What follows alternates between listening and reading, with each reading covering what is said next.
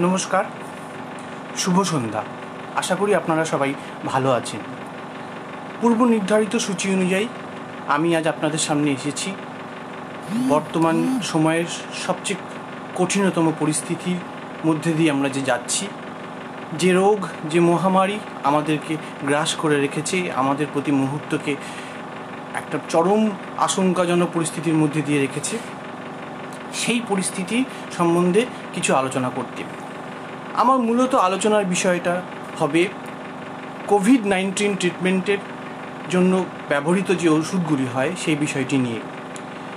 সবার প্রথমে বলি, আমি ডক্টর দৈপায়ন সারথী চক্রবর্তী, চিকিৎসা শাস্ত্রের ঔষধ বিজ্ঞান শাখার একজন বিশেষজ্ঞ হিসেবে আপনাদের সামনে আজকে এখানে উপস্থিত হয়েছি। প্রথম কথা, আমার ধন্যবাদ, আমার অনেক কৃতজ্ঞতা ফেডারেশন অফ ইউনাইটেড ডক্টরসের প্ল্যাটফর্মকে। তারা আমাকে এই প্ল্যাটফর্মটা দিয়েছে আজকে এই পরিবেশনটি করার জন্য। তাদের কাছে আমি আন্তরিকভাবে কৃতজ্ঞ। কিছু কথা বলিনি এই ফেডারেশন অফ ইউনাইটেড ডক্টরসদের সম্বন্ধে। এদের যারা প্রতিষ্ঠাতা সদস্য, তাদের বেশ কিছু ডাক্তার বন্ধুরা আমার দীর্ঘদিনের পরিচিত।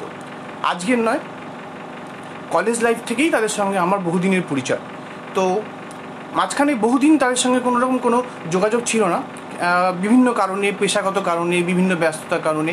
কিন্তু একদিন যখন আমি শুনলাম যে এই বন্ধুরা একটি প্ল্যাটফর্ম তৈরি করেছে, যে প্ল্যাটফর্মে তারা সাধারণ মানুষের কাছে, অসহায় মানুষের কাছে ছুটে যাচ্ছে বিভিন্ন তাদের সমস্যার সমাধানে, তখন আমি তাদের সঙ্গে আবার যোগাযোগ করতে শুরু করি এবং জানতে পারি যে তারা অনেক বৃহত্তর কর্মপন্থায়, কর্মযজ্ঞে নেমেছে।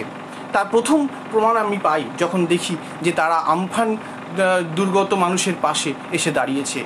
আমি তাদের আহ্বানে সাড়া দিয়ে তাদের পাশে দাঁড়ানোর চেষ্টা করেছি, দেখেছি তারা কীরকমভাবে মানুষের পাশে দাঁড়িয়ে ওই প্রাকৃতিক বিপর্যয়ে বিধ্বস্ত মানুষগুলোর সঙ্গে দাঁড়িয়ে কাজ করেছে, তাদেরকে অর্থ সাহায্য করেছে, তাদেরকে তাদের পাশে চিকিৎসক হিসেবে দাঁড়িয়েছেন। তাই আমিও মনে করেছি আমারও কিছু কর্তব্য করা উচিত চিকিৎসক হিসেবে, একজন সাধারণ নাগরিক হিসেবে। সেই জন্য তাদের প্ল্যাটফর্মের তাদের পাশে থেকে আমি চেষ্টা করেছি আমার সাধ্যমতো যেটুকু সম্ভব তাদের পাশে থাকা যায়, সাধারণ মানুষ, নিপীড়িত মানুষের পাশে যেটুকু তাদের সাহায্য করা যায়। এর পাশাপাশি আমি দেখেছি এই ফেডারেশন অফ ইউনাইটেড ডক্টরসের ফোরাম বিগত কয়েক সপ্তাহ, কয়েক মাস ধরে এই কোভিড-19 নিয়ে বিভিন্ন অনুষ্ঠান করে চলেছে। তাদের এই প্ল্যাটফর্মে বিভিন্ন বিশেষজ্ঞ চিকিৎসকরা এসে তাদের মতামত প্রকাশ করেছে। কোভিড-19 রোগটি কী, তার কী উপলক্ষ, তার কী কী লক্ষণ, তার কী কী উপসর্গ, তার কী কী সিমটম, তার কীভাবে রোগ নির্ণয়ের পদ্ধতি, কোথায় চিকিৎসা হওয়া দরকার, কীভাবে চিকিৎসা হওয়া দরকার, চিকিৎসার সামগ্রিক যে ব্যবস্থাপনা রয়েছে তার খুঁটিনাটি বিষয় নিয়ে তারা আলোচনা করে চলেছেন এবং আগামী দিনেও সেই আলোচনা চলবে। তাই তাদের এই সুন্দর প্রয়াসকে আমি সাধুবাদ জানাই। আমি আপনাদের কাছে আবেদন রাখবো, আপনারা এই ফেডারেশন অফ ইউনাইটেড ডক্টরসের যেই প্রয়াস, সেই প্রয়াসের পাশে থাকুন।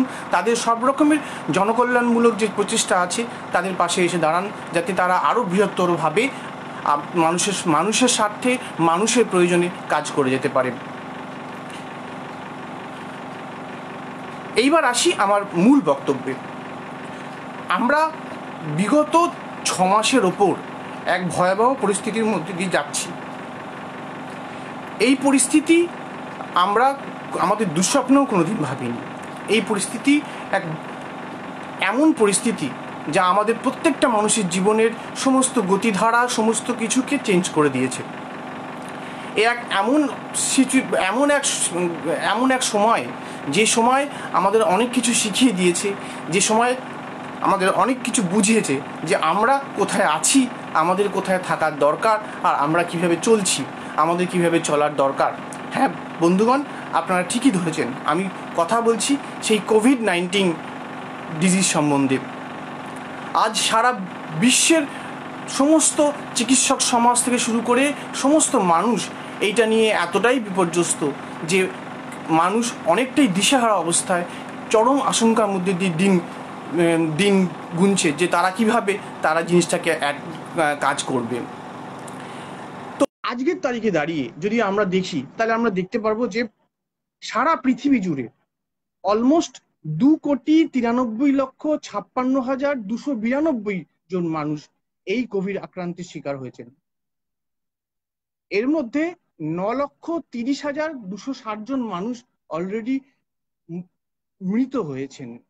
আর ভারতের এই পরিসংখ্যান যদি দেখেন তাহলে দেখতে পারবেন যে ভারতবর্ষে অলরেডি 50,20,359 জন আজকের পরিসংখ্যান নিরিখে আক্রান্ত হয়েছেন এবং 82,2,066 জন 82,066 জন অলরেডি মৃত।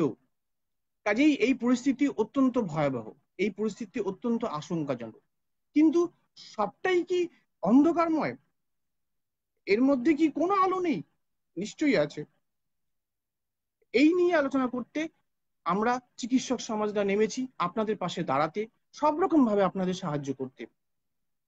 এই অনুষ্ঠানের শুরুর দিকে তাই আমি প্রথমত শোক জ্ঞাপন করছি ফেডারেশন অফ ইউনাইটেড ডক্টরস এর তরফ থেকে সেই সকল মানুষদের যারা এই এই রোগে আক্রান্ত হয়ে মৃত্যুবরণ করেছেন, সেই সকল বীর শহীদদের যারা গলায় স্টেথো নিয়ে সাদা পোশাকে পিপিই পরে কাজ করে চলেছেন এবং এর সত্ত্বেও ভারতবর্ষের অলমোস্ট 300 জনের উপর চিকিৎসক আজকে এই রোগের শিকার হয়ে মৃত্যুবরণ করেছেন। এখন প্রশ্ন হলো যে চিকিৎসার প্রশ্ন যখন আসছে, রোগ নির্ণয় তো অবশ্যই করা হয়েছে, রোগের গতি প্রকৃতিও কিছুটা আমরা বুঝতে পেরেছি, কিন্তু বিষয় হলো যে এই রোগের চিকিৎসার এত আলোচনা কেন, এত সমস্যা কেন, এত কঠিন জায়গাটা কোথায়? আমরা তো এত কিছু রোগের সঙ্গে লড়াই করেছি, আমরা এইডস এর মতো মহামারীর সঙ্গে লড়াই করেছি, আমরা হেপাটাইটিস এর মতো রোগের সঙ্গে লড়াই করেছি, আমরা আরো অনেক দুরারোগ্য ব্যাধির সঙ্গে লড়াই করেছি, আমরা লড়াই করে চলেছি ক্যান্সারের মতো দুরারোগ্য রোগের সঙ্গে।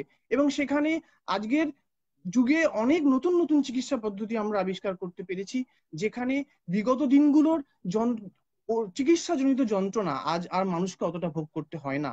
তার পাশাপাশি মানুষ অনেক সুন্দরভাবে বাঁচার পথ খুঁজে পেয়েছে এই চিকিৎসাগুলোর মধ্যে দিয়ে।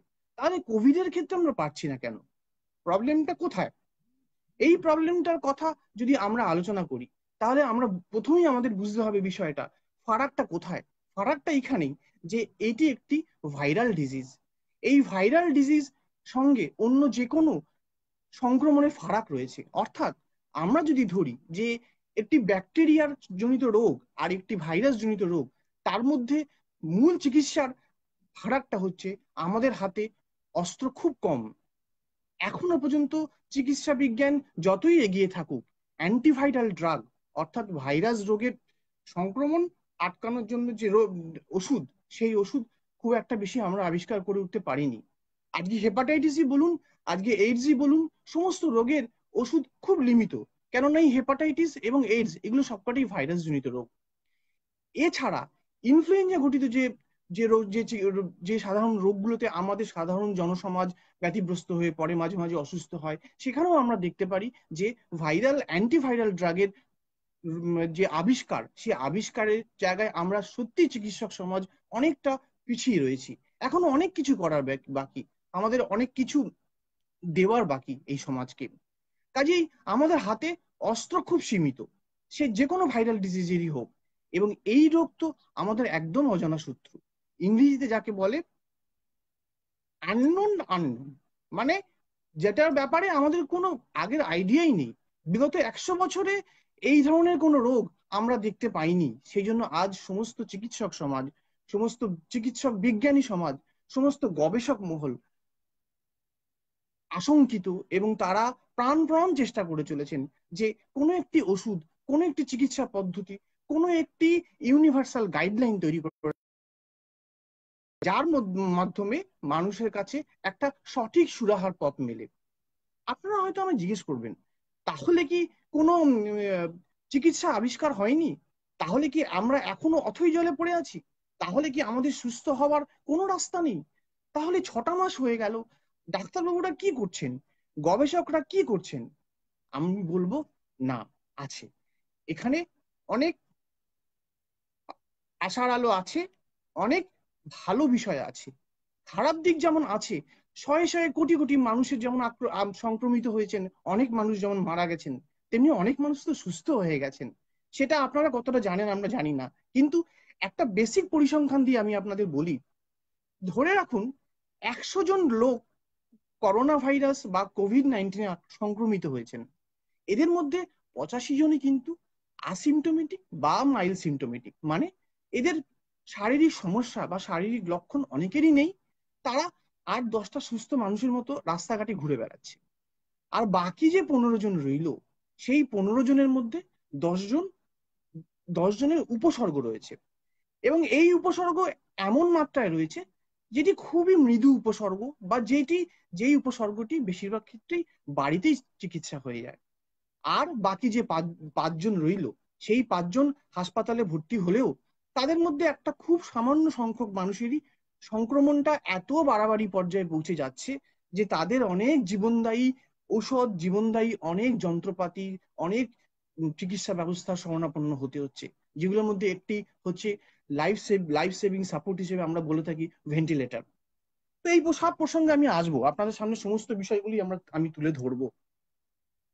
কিন্তু তার মানে যেটা আমি বলতে চাইছি, যেটা মুদ্রা কথা, সেটা হচ্ছে 85 জন আহ, মানুষ 100 জনের মধ্যে কিন্তু এমনি ভালো হয়ে যাচ্ছে, বা তাদের কোনো সিমটমই থাকছে না, তারা বুঝতেও পারছে না। অনেক মানুষ অনেক হাসপাতালে গিয়ে অপারেশন করাতে যাচ্ছেন।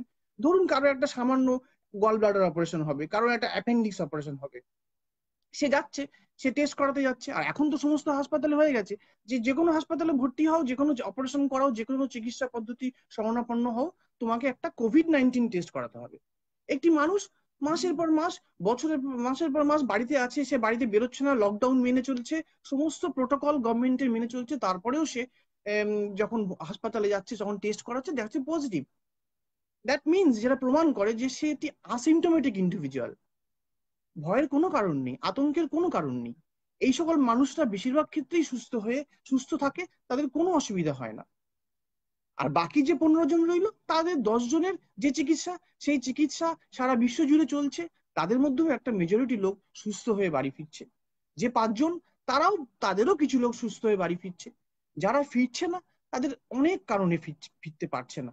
সেই দুর্ভাগ্যজনিত মানুষের প্রতি আমাদের শোক জ্ঞাপন তো আমরা করেইছি। আমরা তার পাশাপাশি চেষ্টা চালিয়ে চলেছি তাদেরকেও যত বেশি সংখ্যায় বাড়ি ফিরিয়ে দেওয়া যায়। এখন এই যে চিকিৎসা পদ্ধতি, এই চিকিৎসা পদ্ধতির এই যে অ্যান্টিভাইরাল ড্রাগ, যে ভাইরাসের রোগ সংক্রমণের বিরুদ্ধে যে ওষুধের কথা আমি বললাম, তো সেই ওষুধটা পাবে কোত্থেকে, সেই ওষুধটা আসবে কোত্থেকে? আকাশ থেকে টপকে যাবে না, তা তো হবে না। তাহলে ডাক্তারবাবুরা কি করবেন, কোত্থেকে পাবেন ওষুধ? তার মানে একটা কথা আমাদের বুঝতে হবে যে যে কোনো ওষুধ যখন আবিষ্কার হয়, সেই ওষুধ বা আবিষ্কার বা ড্রাগ ডেভেলপমেন্টের পেছনে কিন্তু একটা অনেক লম্বা ইতিহাস থাকে। ইতিহাসটা এরকম যে আমি আজকে চাইলাম আর কালকে একটা ওষুধ পেয়ে যাব না। যে কোনো ওষুধের যে মূল মলিকিউল, সেই মলিকিউল থেকে সেই সেই ওষুধটা তৈরি করে যখন মার্কেটে আসে, তখন এই যে লম্বা পদ্ধতি, এই লম্বা পদ্ধতির মধ্যে অনেকগুলো স্টেপ আমাদের পেরোতে হয়। এই স্টেপগুলো একটা দীর্ঘ সময় নেয়, শুধু দীর্ঘ সময় নয়, এই স্টেপগুলোর পেছনে অনেক মানুষের অনেক অক্লান্ত পরিশ্রম থাকে।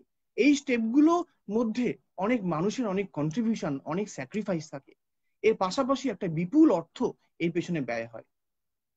যখন এই স্টেপগুলোর মধ্যে দিয়ে পার হয়ে একটা ওষুধ আবিষ্কার হয়, বা একটা ওষুধ আবিষ্কারের পথে এসে যায়, এরকম বহু সময় হয় যে দেখা যায় যে ব্যবহারিক প্রয়োগের ক্ষেত্রে ওষুধটি খুব একটা সফলতা লাভ করলো না। তখন সেই ওষুধটিকে মার্কেট থেকে উইথড্র করে নিতে হয়, কোটি কোটি টাকার লোকসান হয়, বছরের পর বছর, মাসের পর মাসের যে পরিশ্রম, সেই পরিশ্রম ব্যর্থ হয়। এবং এক্ষেত্রেও এটা ব্যতিক্রমী ঘটনা নয়। আপনারা অনুমান করতে পারেন যে একটা ওষুধ একটা মার্কেটে আসতে, মলিকিউল স্টেজ থেকে ব্যবহারকারীর হাতে পৌঁছতে কত সময় লাগতে পারে? আমি আপনাদের বলি, আনুমানিক 25 থেকে 30 বছর। এই 25 থেকে 30 বছরে যত ইনভেস্টমেন্ট ওষুধের কোম্পানির বলুন, যত শারীরিক পরিশ্রম, কায়িক পরিশ্রম, ব্রেন ওয়ার্ক, এই সব কিছু বিফলে চলে যেতে পারে। এই সবকিছু জেনেও কিন্তু ফার্মাসিউটিক্যাল কোম্পানি বা ওষুধ প্রস্তুতকারী সংস্থাগুলি এবং চিকিৎসক বিজ্ঞানী, গবেষক বিজ্ঞানী সবাই কিন্তু অক্লান্ত পরিশ্রম করে চলেছে এবং আজও তারা করে চলেছে এবং আগামী দিনেও করে চলবে। এটাই আমাদের এটাই আমাদের কাজ এবং এই কাজে আমরা ব্রতী রয়েছি এবং ব্রতী থাকবো। এখন এই ওষুধ প্রস্তুতকারী সংস্থাগুলি কোন ওষুধ কোথায় আসবে, কোন ওষুধ কোথায় ব্যবহার হবে কি হবে না, সেইগুলো নিয়ন্ত্রণ করে কতগুলি আন্তর্জাতিক এবং জাতীয় সংস্থা। যেখান থেকে অনুমোদন পাওয়ার পরেই এই ওষুধ প্রস্তুতকারী সংস্থাগুলি আপনাদের হাতে ওষুধগুলি তৈরি পৌঁছে দিতে পারে।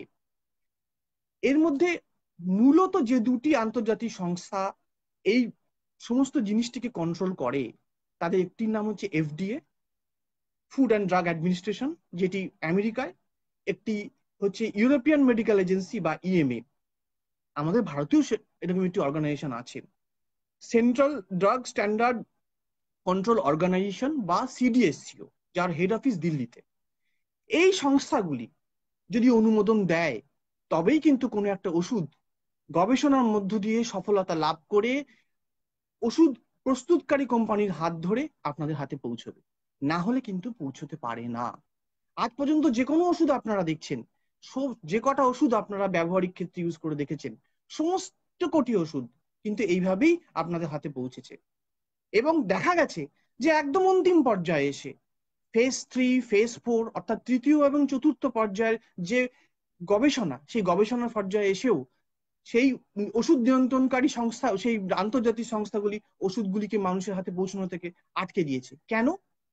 কেন যে কোনো ওষুধ তৈরিকারী সংস্থাগুলির কাছে, এই আন্তর্জাতিক নিয়ন্ত্রণকারী যে সংস্থাগুলির কাছে এবং চিকিৎসক সমাজ, গবেষক সমাজের কাছে সবচেয়ে গুরুত্বপূর্ণ বিষয় সেটি হলো সেফটি। আমরা ইংরেজিতে একটি কথা বলি, সেটি হলো সেফটি ফার্স্ট, অর্থাৎ আপনাদের নিরাপত্তা আমাদের কাছে সবচেয়ে ইম্পর্টেন্ট বিষয়, তার থেকে গুরুত্বপূর্ণ কিছুই নয়।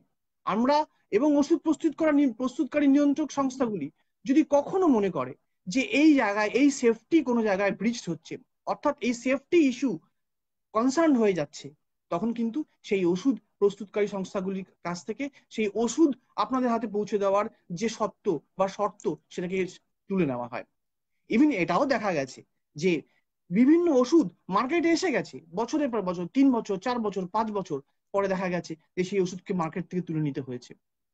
কাজে আপনারা বুঝতে পারছেন যে কত বড় একটা কর্মযোগ্য মধ্য দিয়ে এই প্রক্রিয়াটি চলে এবং কত বড় একটি কাজের সম্পাদন করতে করতে আমরা এগিয়ে চলি, যাতে একটা ওষুধ, একটা চিকিৎসার সঠিক পন্থা, একটা সঠিক জীবনদায়ী কিছু আপনাদের হাতে তুলে দিতে পারি, যাতে আপনারা সুস্থ থাকেন, আপনাদের আগামী দিনগুলো সুন্দর থাকে। কিন্তু বুঝতে পারছেন ব্যাপারটা এত সহজ নয়, এবং যেখানে কোভিড-19 প্রশ্ন, সেখানে ব্যাপারটা তো আরো কঠিন। কঠিন কেন? আজকে অন্য যে কোনো ওষুধ, আজকে ব্লাড প্রেশারের ওষুধ বলুন, ডায়াবেটিসের ওষুধ বলুন, আজকে অন্য কোনো রোগের ওষুধ বলুন, সেই ওষুধগুলি তৈরি করে আপনাদের হাতে পৌঁছে দিচ্ছি, সেই ওষুধগুলো আপনাদের হাতে, আপনাদের কাছে থাকছে, আপনারা ব্যবহার করছেন, আপনারা সেগুলো ব্যবহার করে সুস্থ থাকছেন। সবকিছুর একটা সময় পাওয়া যাচ্ছে, কেননা অন্য অনেক ওষুধ তো আছে যেগুলো দিয়ে আপনারা সেই ওষুধের সাময়িক চিকিৎসা করতে পারছেন। কিন্তু কোভিড-19 ক্ষেত্রে তো সেটা নয়।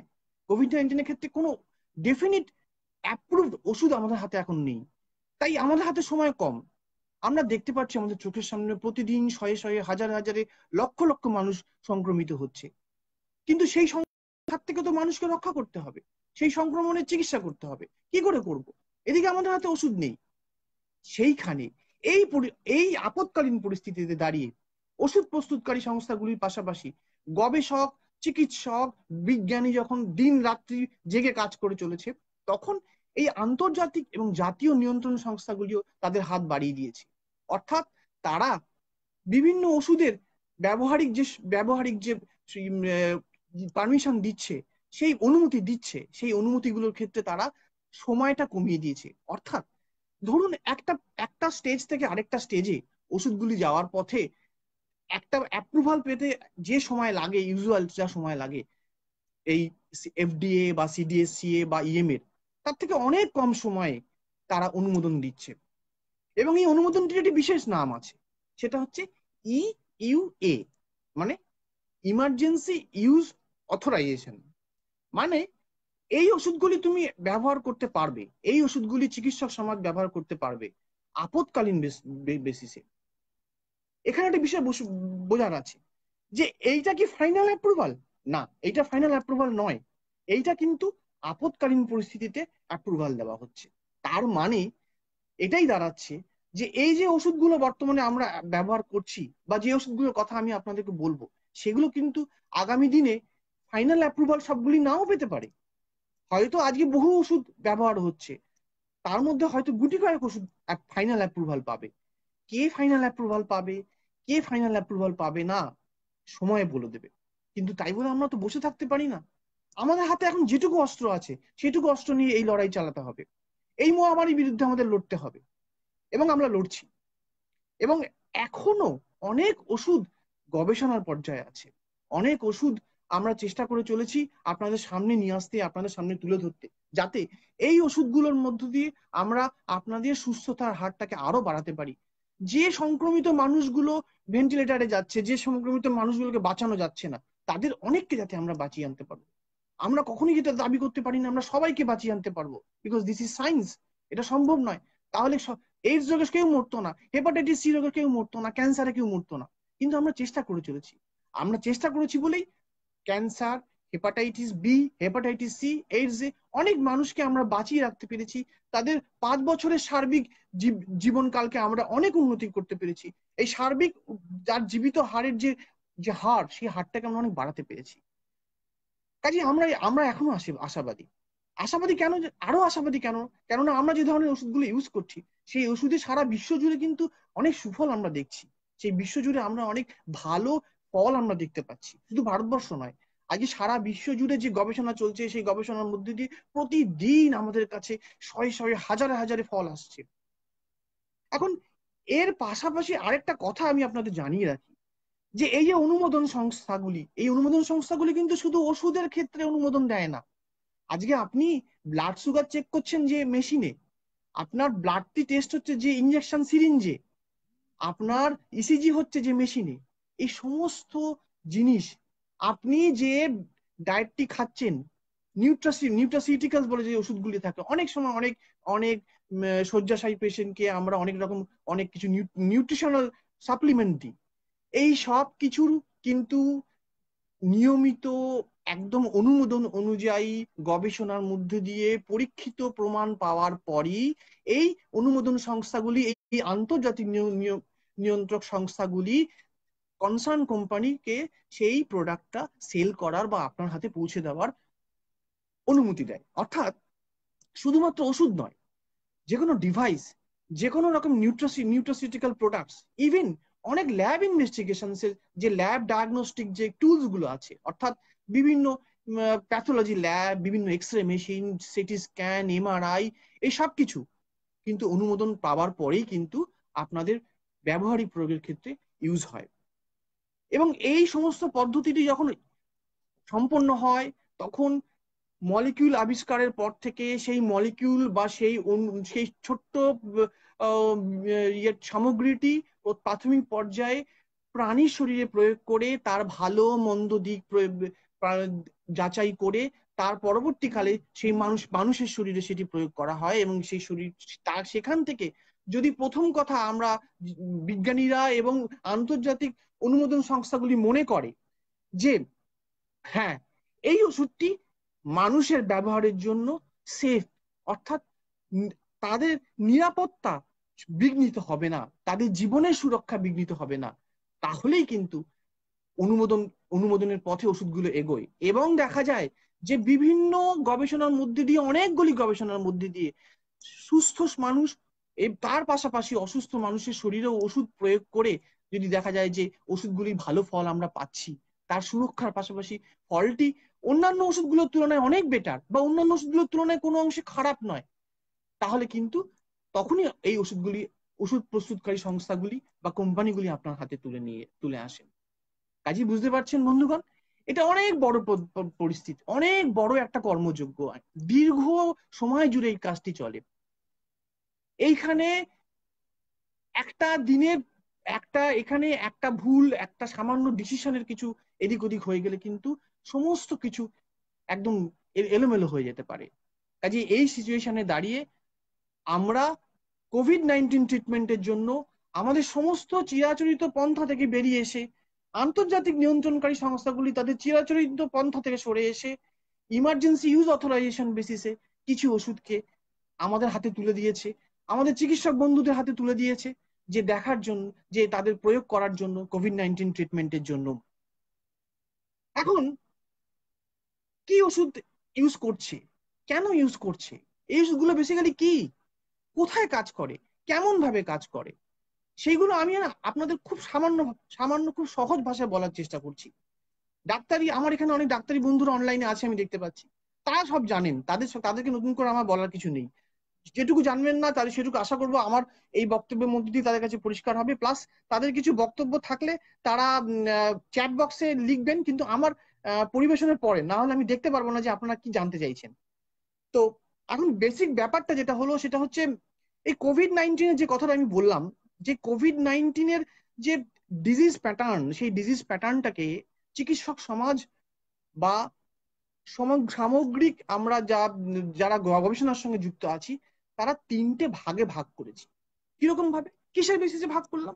লক্ষণের বেসিসে, উপসর্গের বেসিসে, রোগীর কি অসুবিধা হচ্ছে, রোগীর কি সমস্যা হচ্ছে, সেইটা জেনে আমরা এই এই এটা ভাগ করেছি। কি কি ভাগে ভাগ করেছি আসুন দেখে নিই। মাইল্ড, মডারেট এবং সিভিয়ার। তাহলে এই মাইল্ড সিমটোমেটিক পেশেন্ট গুলো কারা?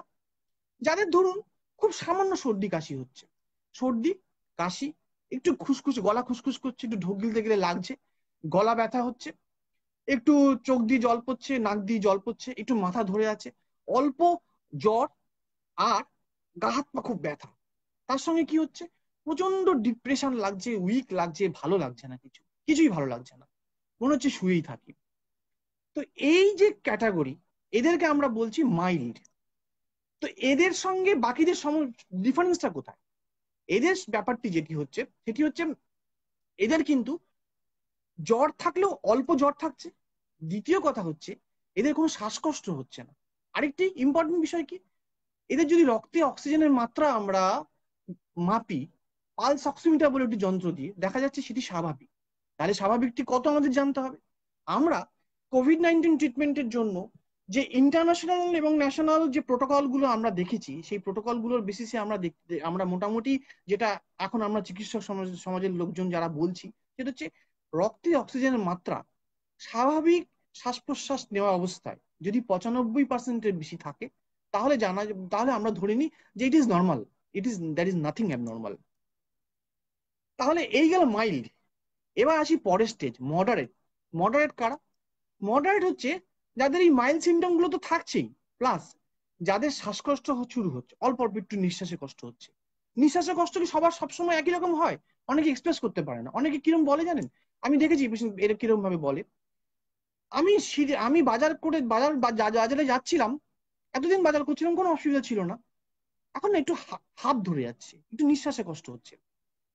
আবার অনেকে বলে আমি সিঁড়ি দিয়ে ওঠানামা করছি, তখন আমি একটু আউট অফ ব্রেথ হচ্ছি। অনেকে বলছে আমি ঘর ঝাড় দিই, ঘর মুছি, ঘরে কাজ করি, একটু রোজ এক্সারসাইজ করি ফিট থাকার জন্য, আমাকে ফিট থাকতে হবে। তো সেই ফিট থাকার জন্য আমি দেখছি একটুখানি টায়ার্ড হয়ে পড়ছি, একটু কেমন যেন মনে হচ্ছে যে না একটু রেস্ট নিয়ে করি, বা বেশিক্ষণ ধরে কাজ করতে পারছি না। এটাও কিন্তু একটা লক্ষণ, যে লক্ষণগুলোকে আমাদের দেখা উচিত। এইসব রোগীগুলোর ক্ষেত্রে অনেক ক্ষেত্রে আমরা দেখছি যে এদের যদি রক্তে অক্সিজেনের মাত্রা আমরা মাপি, সেটি 94%-এর নিচে নামছে। কিন্তু এটাও ঠিক যে এটি 90%-এর মানে ওপরেই থাকছে। তার মানে এই অক্সিজেন স্যাচুরেশনটা 90 থেকে 94% থাকছে। আর এদের শ্বাস প্রশ্বাসের যে গতি, সেটা অন এন অ্যাভারেজ আমরা দেখছি এই ধরে রাখুন 18 থেকে 24 ক্রস করছে না। তো এর পাশাপাশি জ্বর থাকছে, মাথা ধরা থাকছে, চোখ লাল থাকছে। এর সঙ্গে পুরনো যে মাইল্ড সিমটম গুলো আপনাদের বললাম, সেগুলো তো থাকছেই। এই গেল মডারেট। এর পরের বিষয়টা হলো সিভিয়ার। সিভিয়ার ব্যাপারটি কি? সিভিয়ার ব্যাপারটি হলো যাদের শ্বাসকষ্টটা বেশ হচ্ছে, আর কি এই শ্বাসকষ্টটা এতটাই হচ্ছে যে তারা শুতে পাচ্ছে না। এর সঙ্গে কি দেখতে পাচ্ছি, রক্তে অক্সিজেনের মাত্রাটা 90 ভাগের নিচে নেমে যাচ্ছে, ইউরিন কম হচ্ছে, খেতে পাচ্ছে না, তারা ড্রাউজি হয়ে যাচ্ছে, এলোমেলো বকছে, ভুল বকছে, তাদের ব্লাড প্রেশার ড্রপ করছে, তাদের পালস রেট খুব ফ্লাকচুয়েট করছে, কারো কারো ক্ষেত্রে পালস রেট খুব কমে যাচ্ছে, কারো কারো ক্ষেত্রে পালস রেট খুব বেড়ে যাচ্ছে, এবং তাদের ওভারঅল ক্লিনিক্যাল প্রেজেন্টেশনটা দেখেই বোঝা যাচ্ছে তারা গুরুতরভাবে অসুস্থ। আমরা যারা আমার যে ডাক্তার বন্ধুরা রেগুলার বেসিসে কোভিড পেশেন্ট দেখছেন, তারা খুব ভালো করেই জানেন যে টক্সিক লুপ পেশেন্টদের মধ্যে যারা যেই পেশেন্ট গুলো থাকছে, সেই পেশেন্ট গুলো আলটিমেটলি সিভিয়ার ক্যাটাগরির মধ্যেই ওর পড়ে, এবং সেইভাবেই তারা চিকিৎসা করছেন। এখন এই গাইডলাইন তৈরির ক্ষেত্রে আমি বলে রাখি, প্রথম কথা সেটা হচ্ছে আন্তর্জাতিক অনেকগুলি বডি যেমন সিডিসি এবং আমাদের জাতীয় সংস্থা আইসিএমআর একটা বিশাল বড় রোল প্লে করেছে, এবং তারা এখনো করে চলেছে। প্রতিদিন তারা বিভিন্ন গবেষণার ফল, বিভিন্ন রকমের সিমটম, বিভিন্ন রকমের বিষয় নিয়ে তারা কাজ করছে, এবং তারা সেইভাবে তাদের গাইডলাইনটাকে আপডেট করছে। সেই আপডেটেড যে নলেজ সেটা আমাদের সবার কাছে এসে পৌঁছচ্ছে, ডাক্তারবাবুদের কাছে এসে পৌঁছচ্ছে, আমরা সেভাবে এসে চিকিৎসা করছি। কিছু আনইউজুয়াল লক্ষণের কথা আমি বলি। পেটের রোগ, অনেকেই বাইরে খাওয়া দাওয়া করছে, এখন তো লকডাউন লুজ হয়ে গেছে, খাওয়া দাওয়া ভালোই চলছে, বাইরে রেস্টুরেন্টে খাওয়া দাওয়া, সুইগি জোম্যাটোর খাওয়া দাওয়া আসছে। তো এইসব খাওয়া দাওয়ার মধ্যে দিয়ে অনেকেরই লুজ মোশন হচ্ছে, পেটের প্রবলেম হচ্ছে। তো ইউজুয়াল পেটের প্রবলেম গুলো ধরে নিন 1-2 দিন থাকে, তারপর চলে যায়। কিন্তু কিছু কিছু পেটের প্রবলেম এর আগেও আমরা দেখেছি যে ডায়রিয়া নিয়ে পেশেন্ট প্রেজেন্ট করছে, প্রথমেই শুধু ডায়রিয়া, এবং যে ডায়রিয়া ওষুধে কমছে না, তারপরে হয়তো জ্বর বা অন্য উপসর্গ আসছে। এইগুলো কিন্তু পরবর্তীকালে দেখা যাচ্ছে যে কোভিড-19 উপসর্গ বা লক্ষণ। এর পাশাপাশি কি হচ্ছে, বুকে ব্যথা। অনেক হাসপাতালে অনেক রুগী নিয়ে যাচ্ছে, তাদের বুকে ব্যথা হচ্ছে। বুকে ব্যথা মানেই আমরা কি ভাবি? অনেক কমন মানুষ ভাবেন গ্যাস অম্বল, কেন ঝোলে ঝালে অম্বলে বাঙালি, এটা খুব স্বাভাবিক কথা। কিন্তু ডাক্তাররা বলে বুকে ব্যথাটা ইসিজি করিনি, ইসিজি করিয়ে দেখা গেল ইসিজিতে কিছু চেঞ্জ আছে, ভর্তি হয়ে গেল ডাক্তার বা ডাক্তারবাবুর আন্ডারে চিকিৎসা হবে। সেই সব পেশেন্টদের দেখা যাচ্ছে কোভিড-19 তাদের মধ্যে পজিটিভিটি আসছে। এটা দুটো দিক, একটা হচ্ছে হয় তারা অ্যাসিমটোমেটিক ছিল, তাদের একটা হার্ট অ্যাটাক হয়েছে, বা কোভিড-19 একটি উপসর্গ হচ্ছে এই বুকে ব্যথা এবং ইসিজিতে কার্ডিয়াক চেঞ্জেস, যে যার মধ্য দিয়ে প্রমাণিত হয় যে এই কোভিড-19 শুধু একটা একটা লক্ষণ নয় বা একটা অঙ্গকে এফেক্ট করছে না, আরো শরীরের বিভিন্ন অঙ্গকে এফেক্ট করছে। সেই আলোচনা আমি আসবো, কেননা আমি এই আলোচনাগুলো এই জন্যই করছি যে এইগুলোর সঙ্গে কিন্তু চিকিৎসা, ওষুধ প্রয়োগ সবকিছু কিন্তু খুব ক্লোজলি রিলেটেড। এগুলো কিন্তু একটাও ওষুধের ব্যবহারিক প্রয়োগের বাইরের আলোচনা নয়। তো এই মাইল্ড, মডারেট, সিভিয়ার, এই 3টে স্টেজে কোন কোন ওষুধ ইউজ হবে, সেই ওষুধের গাইডলাইন কিন্তু Indian council of medical research বলে দিয়েছে। সেই গাইডলাইন্স অনুযায়ী ministry of health and family welfare, central government, সেই গাইডলাইন অনুযায়ী স্টেট গভর্নমেন্ট তাদের নিজস্ব স্ট্যান্ডার্ড অপারেটিং প্র্যাকটিস অনুযায়ী বা এসওপি ফলো করে তারা কাজ করে চলেছে। এর এর বাইরেও এর বাইরেও প্রতিদিন কিছু লক্ষণ, প্রতিদিন কিছু সমস্যা আমরা দেখতে পাচ্ছি, তারা প্রেজেন্ট আমাদের সামনে নিয়ে আসছেন। আমার ডাক্তার বন্ধুদের জন্য আমি একটা কথা বলবো, সেটা হচ্ছে আপনারা তো প্রায় ইউটিউব দেখেন, যদি কখনো সময় হয়, এইমস একটি গ্র্যান্ড রাউন্ড কন্ডাক্ট করছে। প্রতি বুধবার তারা বিকেল 4টে থেকে 5টা লাইভ ওয়েবিনার করছে, এবং সেই লাইভ ওয়েবিনারে আপনারা হয়তো জানেন, তারা প্রত্যেক বুধবার যে লেটেস্ট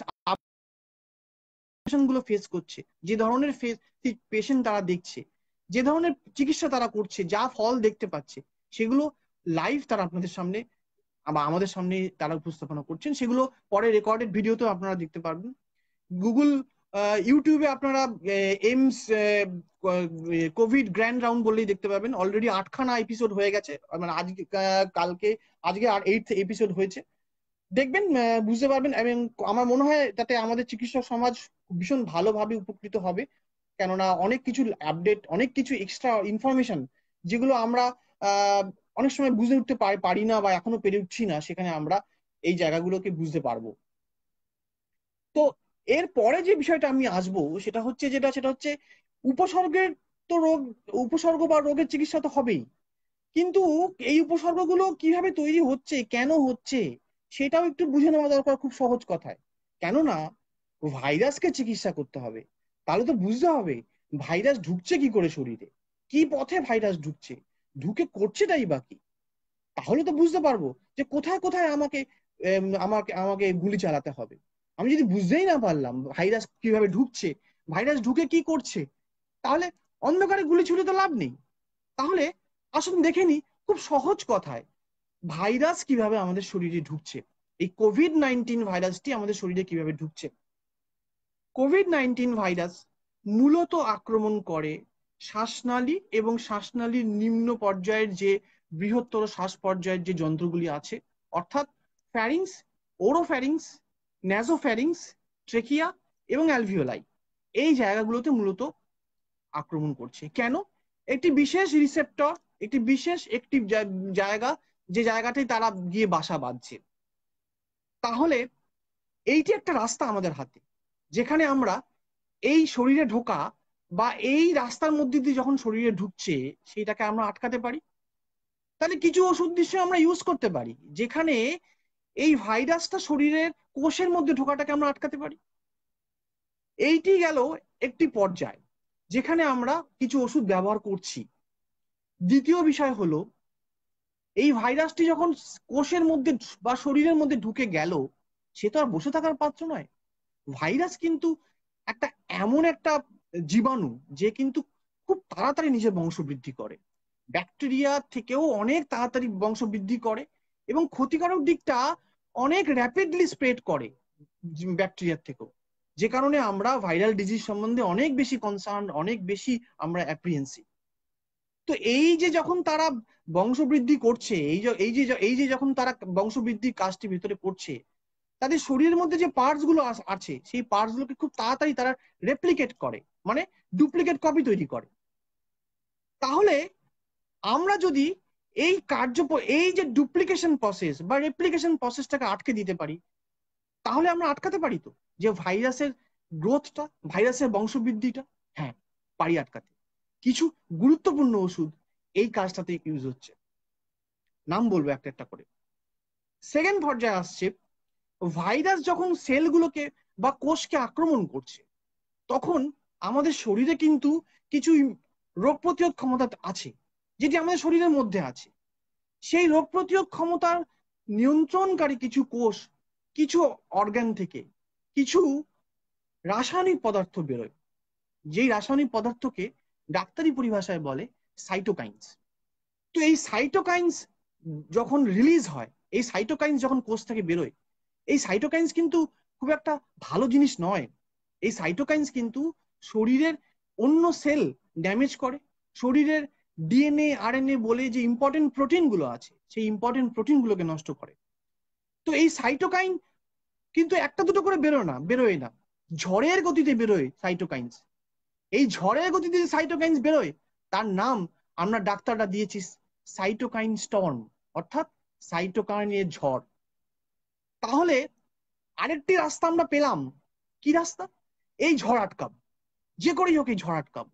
যদি ঝড় আটকাতে পারি কি লাভ হবে? লাভ হবে এটাই যে এই রাসায়নিক পদার্থগুলো আমাদের শরীরে যে ক্ষতি করছে সেই ক্ষতিটাকে আমরা আটকাতে পারবো।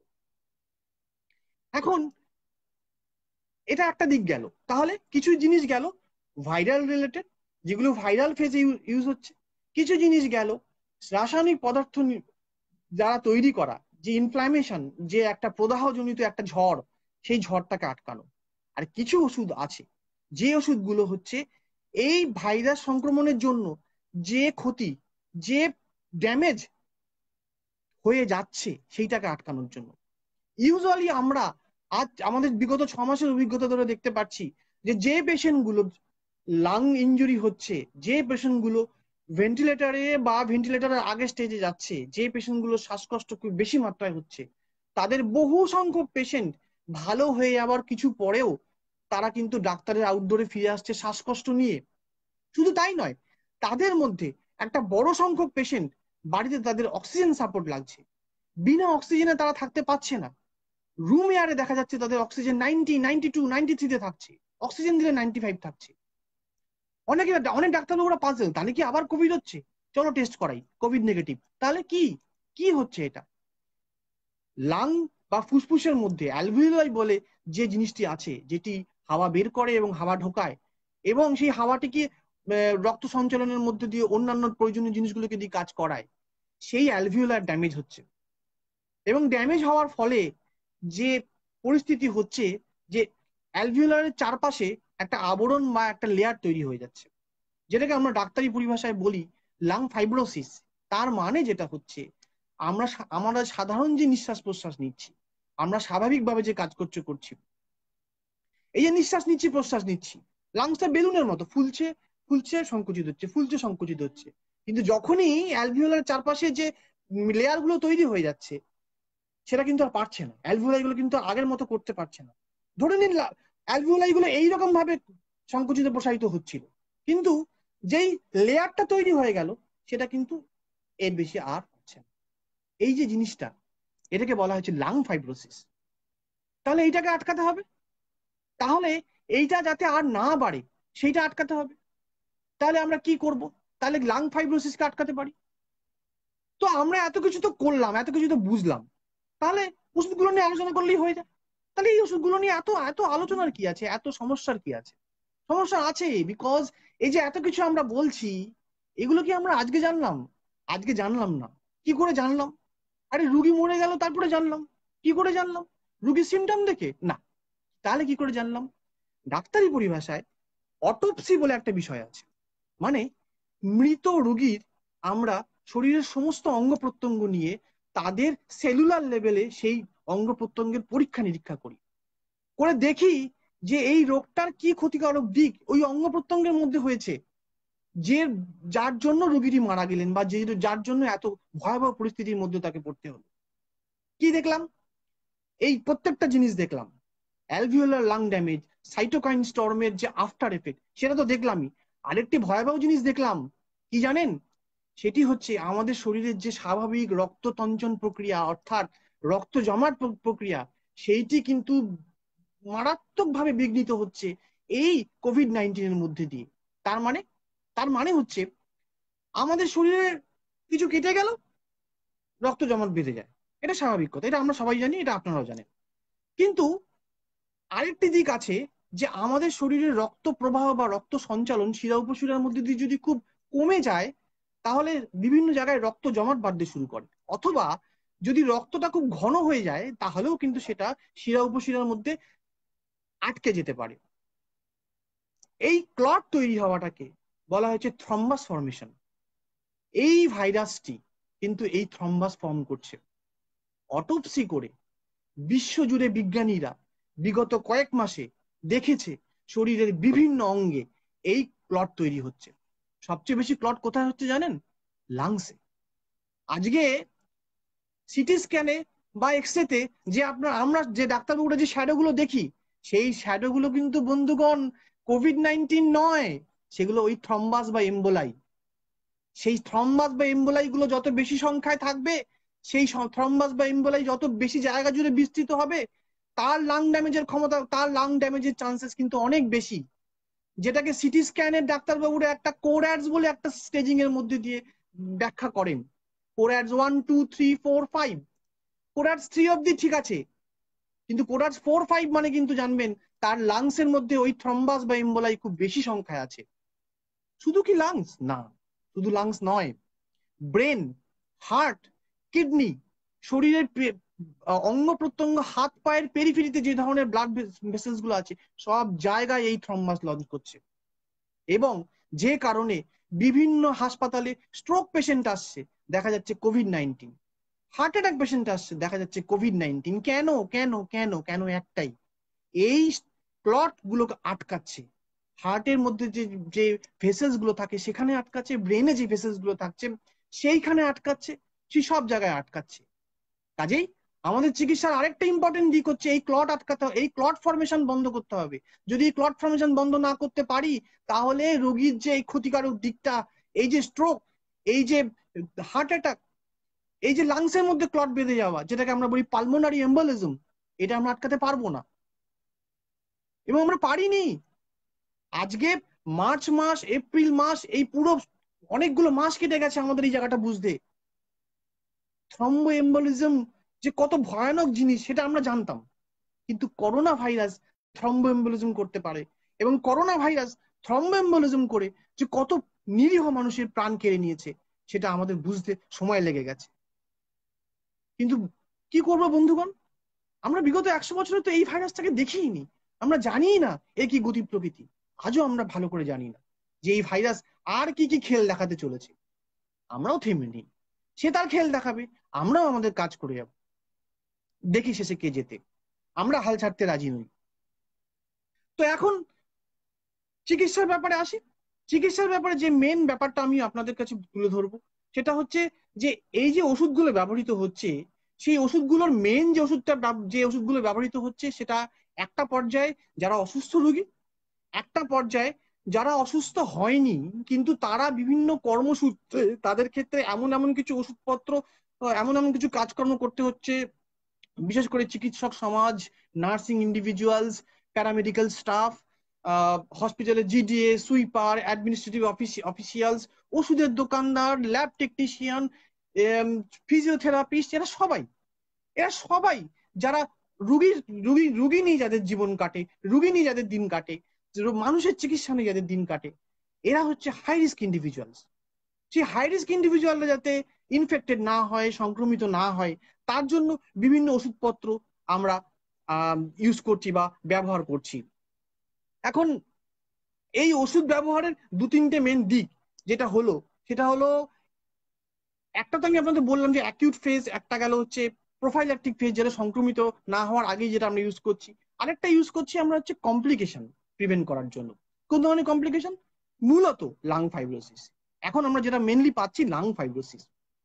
তো এটার জন্য কি শুধু ওষুধ দিয়ে কাজ হচ্ছে? এই চিকিৎসা, এই যে ধরুন অ্যাকিউট ফেজের যে চিকিৎসা, শুধু কি ওষুধ দিয়ে কাজ হচ্ছে? না, ওষুধের সঙ্গে সঙ্গে আরো অনেক ট্রিটমেন্ট আছে, যেগুলো আমি একটা একটা করে আপনাদের কাছে বলবো। এখন এই যে ওষুধগুলো ইউজ হচ্ছে, এর মধ্যে একটা ক্যাটাগরি ওষুধ নাম আমরা অনেকেই জানি। কি করে জানলাম? বহু বছর ধরে ওষুধ ইউজ হচ্ছে। মানে এই ওষুধগুলো অন্য রোগে আগে ইউজ হতো, যেমন হাইড্রক্সিক্লোরোকুইন। আপনারা অনেকেই জানেন। ম্যালেরিয়া হচ্ছে আমাদের পুরনো পুরনো বন্ধু, বন্ধু ইন দ্যাট সেন্স বহুদিন ধরে ভারতবর্ষে ম্যালেরিয়া রোগের প্রকোপ রয়েছে, এবং ম্যালেরিয়া রোগের প্রতিষেধকও এখানেই কলকাতাতেই আবিষ্কার হয়েছে। তুই হাইড্রক্সিক্লোরোকুইন ম্যালেরিয়ায় প্রচুর ইউজ হয়েছে। আর কোথায় ইউজ হয়েছে? আর ইউজ হচ্ছে আপনার রিউমাটয়েড আর্থ্রাইটিসে। এই যে আমরা বিভিন্ন রকম বাতের ব্যথা ইউজ করি হাইড্রক্সিক্লোরোকুইন, এই হাইড্রক্সিক্লোরোকুইন ইউজ হচ্ছে। এই হাইড্রক্সিক্লোরোকুইন ছাড়া আর কি কি ওষুধ ইউজ হচ্ছে?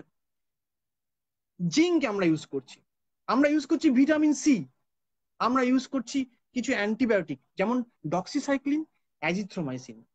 আর কি ইউজ করছি? একটি ওষুধ কৃমির চিকিৎসা ইউজ হয়, আইভারমেকটিন, সেই ওষুধটি আমরা এখন ইউজ করছি।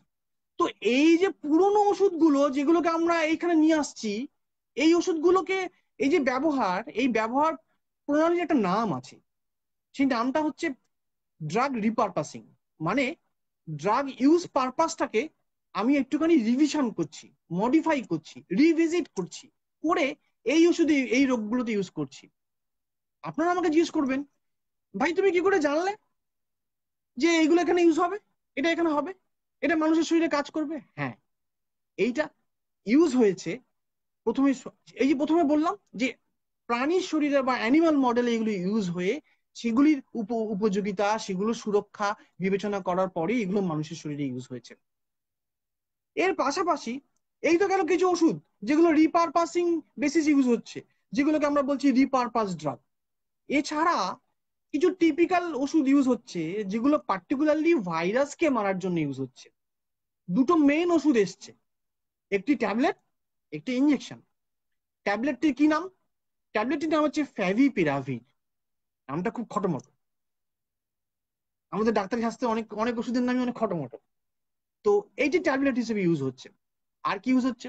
রেমডেসিভির বলে একটি ইঞ্জেকশন ইউজ হচ্ছে। তো এই দুটি মেন ওষুধ এখন ইউজ হচ্ছে। এর আগেও কিছু ওষুধ যেগুলো আপনার এইডস রোগে ইউজ হতো, সেগুলো এখন ইনিশিয়ালি ইউজ করা হয়েছিল, কিন্তু সেগুলোর সেফটি কনসার্ন, সেগুলোর এফিকাসি কনসার্নের জন্য এখন আর অতটা বেশি ইউজ হচ্ছে না। এখন মেনলি যে ফ্রন্টলাইনার অ্যান্টিভাইরাল বলে যে দুটি ড্রাগ ইউজ হচ্ছে, সেটি হচ্ছে একটা হচ্ছে ফ্যাভিপিরাভির ট্যাবলেট হিসেবে, আরেকটি হচ্ছে রেমডেসিভির, সেটি হচ্ছে ইনজেক্টেবল ফর্মে, অর্থাৎ ইনজেকশনের মধ্যে দিয়ে ইউজ হচ্ছে। আর ওই যে আপনাদের বললাম যে সাইটোকাইনের ঝড়, সেই সাইটোকাইনের ঝড়ও তো আমাদের সামলাতে হবে। তো সাইটোকাইনের ঝড়টা আমরা কিভাবে সামলাচ্ছি? এমন একটি ওষুধ ইউজ করছি যে ওষুধটা গ্রামে গঞ্জে পথে প্রান্তরে জঙ্গলে পাহাড়ে পর্বতে সর্বত্র ইউজ হয়, অনেকে ইউজ করে। ডাক্তার সহযোগীরা অনেকে ইউজ করে। কেউ কেউ বলে ওয়ান্ডার ড্রাগ, কেউ কেউ বলে ম্যাজিক ড্রাগ। তো সেটি কি? সেটি হচ্ছে স্টেরয়েড। আপনারা শুনে বলবেন, ওরে বাবা, স্টেরয়েড দিচ্ছে ডাক্তারবাবু, কি করছেন কি? আমি তো শুনেছি স্টেরয়েড মানে তো খুব বাজে ব্যাপার, স্টেরয়েড মানে তো অনেক সাইড এফেক্ট। হ্যাঁ, ঠিক শুনেছেন, কিন্তু স্টেরয়েডের সাইড এফেক্টটা কখন বেশি হয় জানেন? স্টেরয়েডের সাইড এফেক্টটা তখন বেশি হয় যখন স্টেরয়েডটা আমরা অনেক বেশি দিনের জন্য দিই, এবং স্টেরয়েডের যখন আমরা ডোজ ক্যালকুলেশন করি না, বা স্টেরয়েডটা দিতে দিতে দুম করে বন্ধ করে দিই। কিন্তু এখানে গাইডলাইন ওয়াইজ বলা আছে বেশি দিন নয়, অল্প কিছু দিনের জন্য আমরা স্টেরয়েড দেব, কিছু লিমিটেড স্টেরয়েড দেব, কিছু লিমিটেড ডোজে দেব, কিছু ক্ষেত্রে আমরা ট্যাবলেট ফর্মে দেবো, কিছু ক্ষেত্রে আমরা ইনজেক্টেবল ফর্মে দেবো। তো এই একটি গেল সাইটোকাইন ঝড় থামানোর ওষুধ।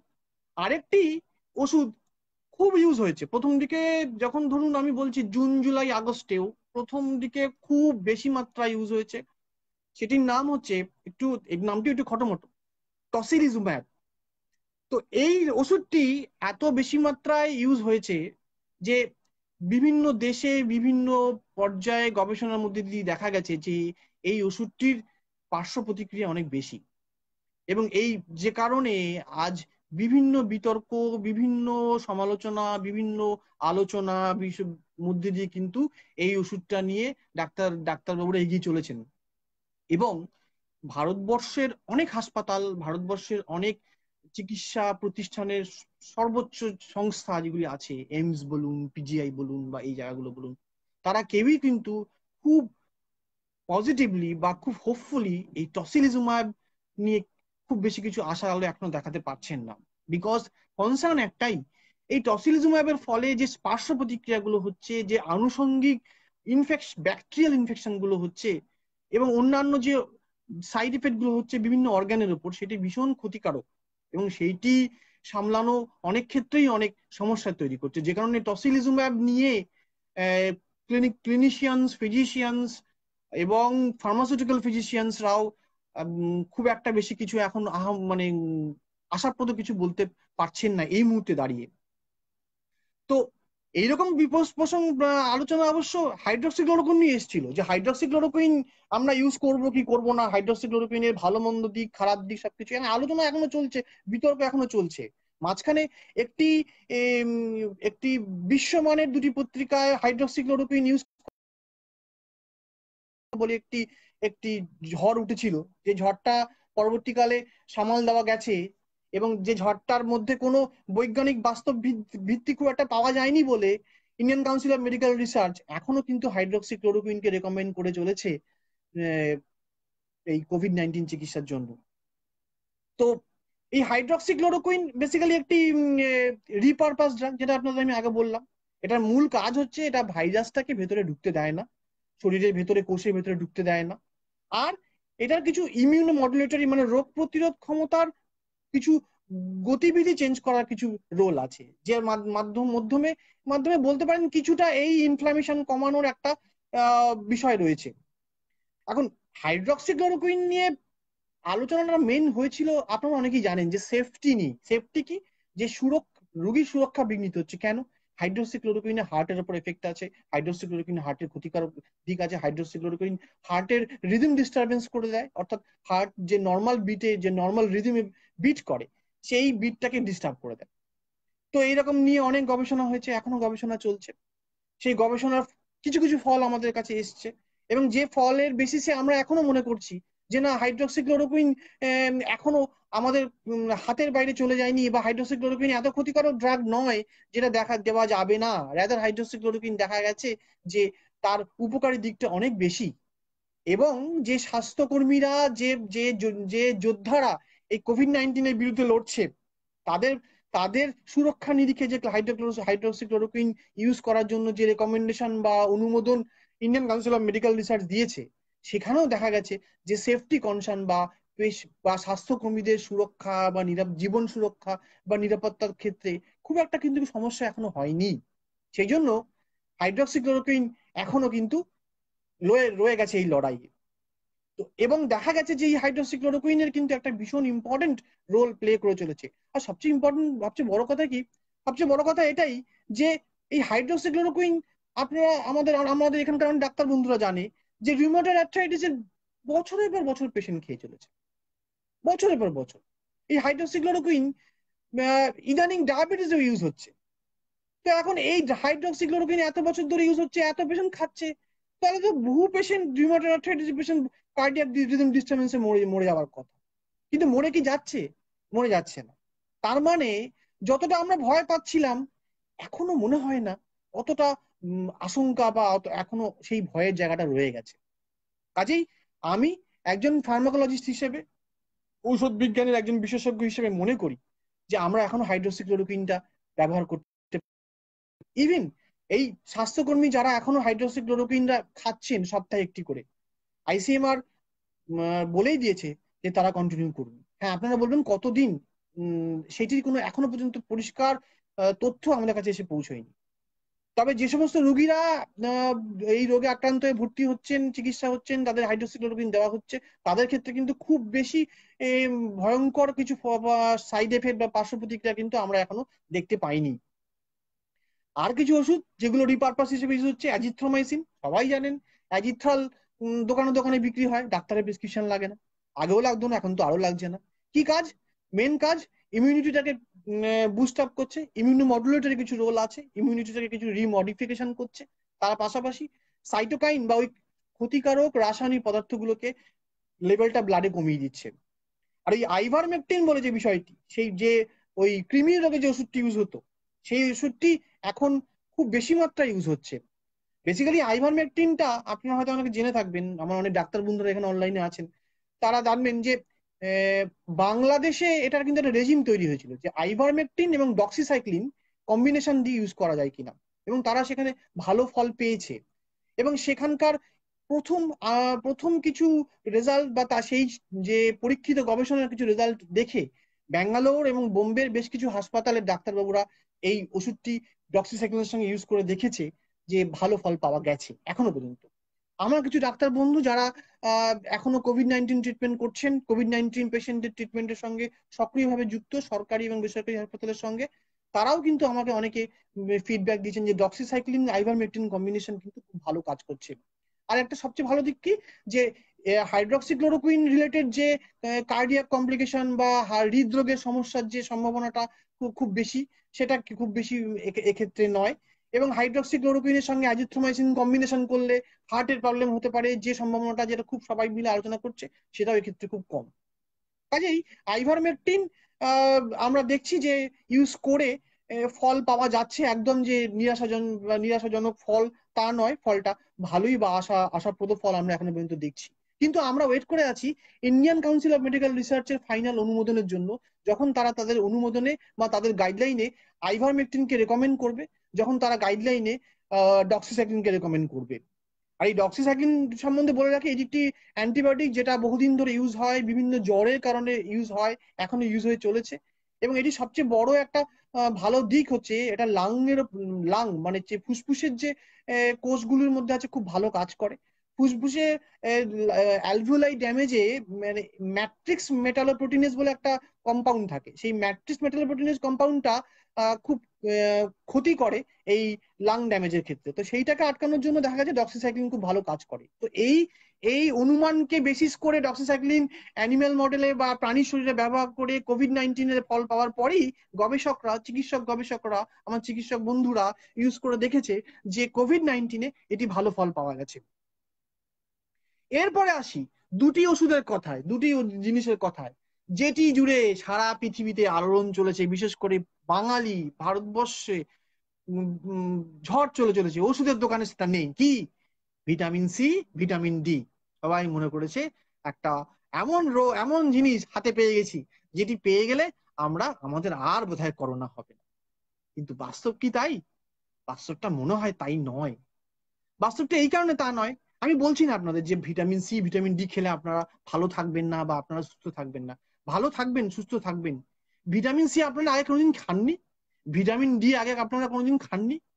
ভিটামিন ডি আপনাদের অর্থোপেডিক ডাক্তারবাবুরা দেননি, বা আমার অর্থোপেডিক বন্ধুরা দেয়নি? দিয়েছে তো। একটা সময় ছিল ভিটামিন ডি খুব জনপ্রিয় হয়েছিল, কোথায় কোথায় vitamin D test, vitamin D খাও, vitamin D test, vitamin D খাও। তো সেটা তো আজকের ঘটনা নয়। তো আমরা অনেকদিন ধরে লিখে চলেছি এবং আপনারাও খেয়ে চলেছেন। ভিটামিন সি আপনারা খান না, আপনারা এখন সেলিন না খেলে চলবে না, আপনাদের এখন লিমসি না খেলে চলবে না, ওষুধের দোকানদারকে ফোন করে যে করেই হোক এনে দিতে হবে, সে যত বেশি দামি হোক, খেতে আমাকে হবে ভিটামিন সি, লিমসি লাগবে, সেলিনই লাগবে। আর এই পাতি লেবু খান না, আমলকি খান না, ওখানে কি কম কিছু ভিটামিন সি থাকে? খান না, কত খাবেন? ভালো হবে, নিশ্চয়ই ভালো হবে। ভিটামিন সি, ভিটামিন ডি, এগুলো তো বহুদিন ধরে ইউজ হয়ে চলেছে। কেন ইউজ হয়? শুধু তো কোভিড-19 নয়, যে কোনো ভাইরাল ইলনেস, যে কোনো অন্য ইনফেক্টিভ ডিজিজে এগুলো দেখা গেছে একটা রোল আছে। কি রোল? রোল এটাই যে যখন কোনো রোগ হয় তখন সেই রোগের জনিত যে শরীরে যে কোষগুলো যে নষ্ট হয় সেখান থেকে কিছু ফ্রি রেডিকেল জেনারেট করে।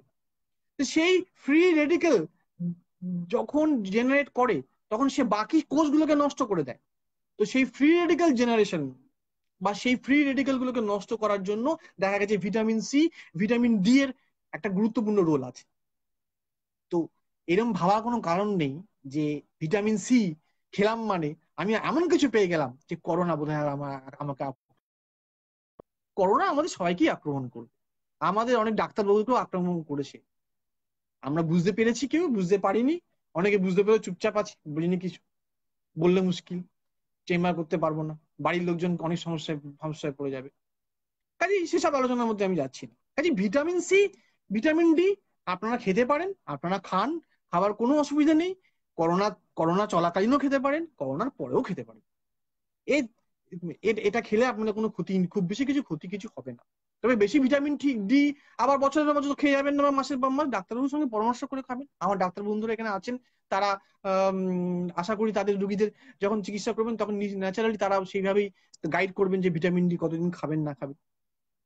তো এই গেল রিপারপাস ওষুধগুলো নিয়ে আলোচনা। এরপরে যে বিষয়টা আসবে সেটা হচ্ছে আপনার যে পার্টিকুলার অ্যান্টিভাইরাল যে ওষুধগুলো, যেটা নিয়ে বললাম যে প্রথম মুখে খাবার যে ট্যাবলেট সেটার নাম হচ্ছে ফ্যাভিপিরাভির। তো এই ফ্যাভিপিরাভিরটা কিন্তু প্রথম প্রথম আবিষ্কার হয়নি, এই ফ্যাভিপিরাভিরটা কিন্তু আজকের ওষুধ নয়, এটাও কিন্তু অনেক পুরনো ওষুধ। এই ওষুধটা প্রথম আবিষ্কার হয় কোথায় জানেন? জাপানে। এই ওষুধটা যখন আবিষ্কার হয়, এই ওষুধটা তখন কোথায় ইউজ হয়েছিল জানেন? ইনফ্লুয়েঞ্জা রোগে। এই ইনফ্লুয়েঞ্জা রোগে যখন এটা ইউজ হয় তখন দেখা গেছে যে এই ওষুধটা ইউজ করার পরে ইনফ্লুয়েঞ্জা ভাইরাসের যে সংক্রমণ, সেই সংক্রমণের গতিবিধি অনেকটা আটকানো গেছে, ভাইরাসের যে কনসেন্ট্রেশন বা ঘনত্ব রক্তে সেটা কমানো গেছে, এবং রোগীর সুস্থতাটা অনেক দ্রুত গতিতে সম্পন্ন হয়েছে। তো এই ধারণা, এই চিকিৎসা পদ্ধতির অভিজ্ঞতাটাকে কাজে নিয়ে আমার ডাক্তার বন্ধুরা, আমার গবেষক বন্ধুরা এই ওষুধটাকে ইউজ নিয়ে এসছে কোভিড-19 ট্রিটমেন্টের জন্য। এখন এটার এই ওষুধটার একটা দিক হলো এই ওষুধটা এখন 200 মিলিগ্রাম পাওয়ারে পাওয়া যায়। এখন ডোজিংটা একটুখানি খটোমটো। খটোমটো বলতে প্রথম দিন আপনার 9টা করে ট্যাবলেট দিনে দুবার খেতে হবে, তার মানে 1800 মিলিগ্রাম দিনে দুবার। বুঝতেই পাচ্ছেন, এমনিতে আমরা নিয়ম করে না খাই প্রেশারের ওষুধ, না খাই সুগারের ওষুধ, তার মধ্যে আবার 9টা করে ওষুধ, বলছেন কি, বলছো কি? হ্যাঁ, এটাই হচ্ছে রেজিম, যে প্রথম দিন 1800 মিলিগ্রাম দিনে দুবার, তারপরে হচ্ছে 800 মিলিগ্রাম করে দিনে দুবার, 2 থেকে 14 দিন, এটা হচ্ছে শিডিউল। এত ওষুধ খাবো ডাক্তার বাবু, এত ওষুধ খাবো? হ্যাঁ, এটা এটা এটা ঠিক ঘটনা, এটা আপনাদের কাছে খুবই অসুবিধাজনক ব্যাপার। তো আমরা চিকিৎসক বিজ্ঞানীরা কিন্তু এটা নিয়েও কাজ করেছি এবং কাজ করে চলেছি। আপনাদের কষ্টটা আমরা একটুখানি কমাতে পেরেছি। কিরকম ভাবে? যে এই যে 200 মিলিগ্রাম যে ওষুধটা, যেটা সেটা পাওয়ারটা আমরা একটু বেশি বাড়িয়ে দিয়েছি, বাড়িয়ে দিয়ে 400 মিলিগ্রাম মার্কেটে নিয়ে এসেছি। তাতে সুবিধা কি হলো? সুবিধা এটাই হলো যে আপনাদের ওষুধের সংখ্যাটা কমে গেল, অত ওষুধ খেতে হচ্ছে না, অল্প ওষুধ খেতে হচ্ছে। এখন এই ওষুধটার ব্যবহারিক উপযোগিতা নিয়ে বিভিন্ন আলোচনা আমাদের মধ্যে হয়েছে, এখনো হচ্ছে।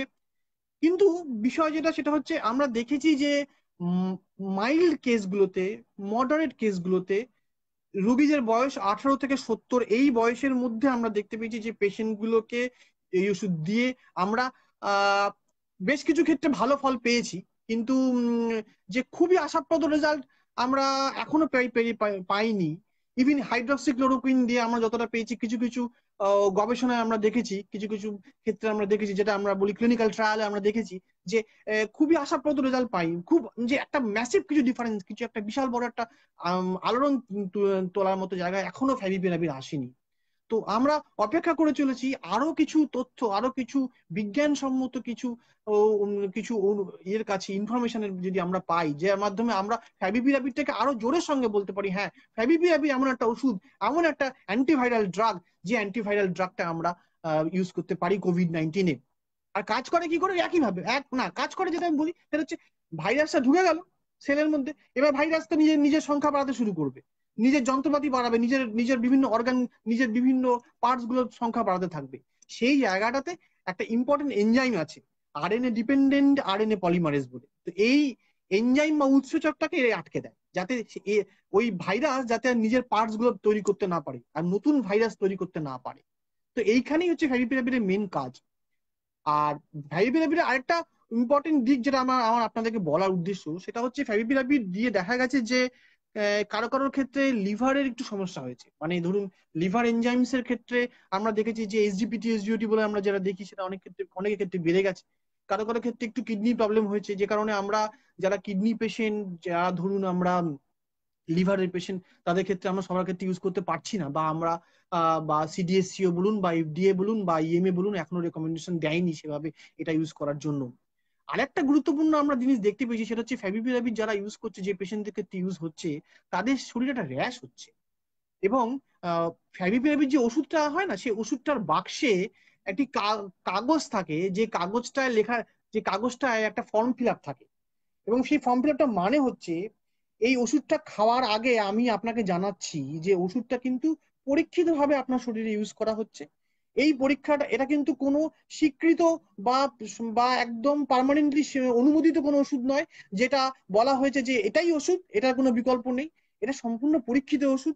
এই ওষুধের ভালো মন্দ সমস্ত দিক আমি আপনাকে জানাচ্ছি, এটা আপনি জেনে তারপরে আপনি ওষুধ খাচ্ছেন। আপনি আমাকে একটা অনুমতি দিচ্ছেন, একটা ইনফর্ম কনসেন্ট দিচ্ছেন। সেই ইনফর্ম কনসেন্টে একটা কাগজ থাকে। এর সঙ্গে সঙ্গে এই ওষুধ খেলে যে আপনার যদি কোনো সাইড এফেক্ট হয়, সেই সাইড এফেক্ট জানানোর একটি নাম্বার ওষুধের যে বাক্সটা এবং লিফলেটের গায়ে লেখা থাকে। আপনারা যারা এই অনুষ্ঠানটি দেখছেন, আমার যে ডাক্তার বন্ধুরা এই ওষুধটি দেখছেন, তারা তাদের বন্ধু মহলে, আর আজকে এখান থেকে অনুষ্ঠানটি দেখার পর যাই বলবেন না বলবেন, এই দুটি ওষুধ বিশেষ করে ফ্যাভিপিরাভির আর রেমডেসিভির নিয়ে বলার উদ্দেশ্য, এটা আপনাদের পরিচিত মহলে বলবেন যে এই ওষুধ খাওয়াকালীন যদি কারোর কোনো অসুবিধা হয়, সেই নাম্বারে ফোন করে যেন তারা জানায়। বিকজ রোগী সুরক্ষা আমাদের কাছে সর্বোচ্চ important, safety is the first. কাজেই কোনো অবাঞ্ছিত বা অপ্রত্যাশিত কোনো সাইড এফেক্ট যদি আমরা আপনাদের কাছ থেকে তথ্য পাই, সেটা নিয়ে আমরা নিশ্চয়ই আবার আলোচনা করব, গবেষণা করব, এবং যদি দরকার হয় ফ্যাভিপিরাভির বা এই জাতীয় অন্য কোনো ওষুধকে হয়তো ব্যবহারের ক্ষেত্রে বন্ধ করে দিতে হতে পারে। সেই পুরনো কথা বললাম, এত কষ্ট করে তৈরি করা ওষুধ, এত পরিশ্রম, এত এত এত ঝামেলা, এত স্যাক্রিফাইস, এত এত টাকার ইনভেস্টমেন্ট, সব সবকিছু জলে চলে যেতে পারে আমরা জানি। কিন্তু তা সত্ত্বেও আমরা আপনাদের বলছি, যদি কোনো পার্শ্ব প্রতিক্রিয়া ফ্যাভিপিরাভিরকে আপনার পরিবার, আত্মীয় স্বজন, বন্ধু বান্ধব, পাড়ার আর কারোর যদি হয়, দয়া করে ওই ফোন নাম্বারে ফোন করে জানাবেন। তারা যেন জানায় যে এই আমার সমস্যাটা হচ্ছে, তাহলে আমরা এই ওষুধগুলো নিয়ে আরো ভালোভাবে কাজ করতে পারবো। এরপরে যে জিনিসটি আসছে, যে ইম্পর্টেন্ট ওষুধটা নিয়ে আমরা আসছি, সেটা হচ্ছে রেমডেসিভির। এই ওষুধটা আহ ফ্যাভিপিরাভির আগেই ইন্ডিয়ান মার্কেটে এসছে। কেন এসছে? যে এই রেমডেসিভির এর আগে বিভিন্ন ইবোলা যে রোগটি হয়েছিল বা আরো কিছু ওষুধে রোগের ক্ষেত্রে প্রয়োগ করে খুব ভালো রেজাল্ট পাওয়া গেছিল। তো রেমডেসিভির যখন ভারতবর্ষে আসে, তখন রেমডেসিভির নিয়ে অনেক অনেক বিতর্ক, অনেক আলোচনা হয়েছিল। আমার মনে আছে আমার এক বিশেষ পরিচিত ডাক্তার বন্ধু একদিন হট করে বলে উঠেছিলেন একটা একটা জায়গায় আমাকে, ও রেমডেসিভির রেমডেসিভির নিয়ে আমি কি বড় হোপফুল নেই, ও ফ্লপ করবে, এই ড্রাগটা ফ্লপ করবে।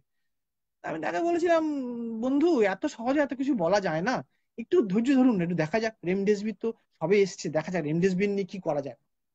তো আজকে যেটা দেখা যাচ্ছে যে আন্তর্জাতিক সংস্থা, সমস্ত নির্দেশক নির্দেশ তৈরি করে যে যে বডিগুলো, ভারতীয় সংস্থা, ন্যাশনাল সংস্থা, Indian council of medical research, ministry of health and family welfare, এই একটি ওষুধকে কিন্তু রেকমেন্ড করেছে অন ইমার্জেন্সি ইউজ বেসিস, সেটা হচ্ছে রেমডেসিভির। এবং তারা কিন্তু এটা মেনে নিয়েছে কিছুটা আংশিক অর্থে বা কিছুটা অর্থে, যে রেমডেসিভির ইউজ করে কিন্তু ভালো ফল পাওয়া যাচ্ছে।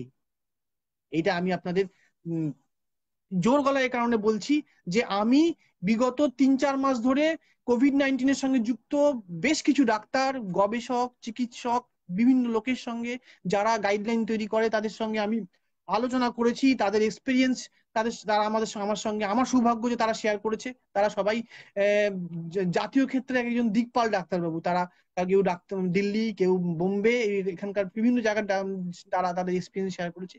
এবং most of them are very very much hopeful with remdesivir. তো এই রেমডেসিভির ওষুধটা কখন ইউজ হচ্ছে? এই রেমডেসিভিরটা ইউজ হচ্ছে সিভিয়ার কেসে।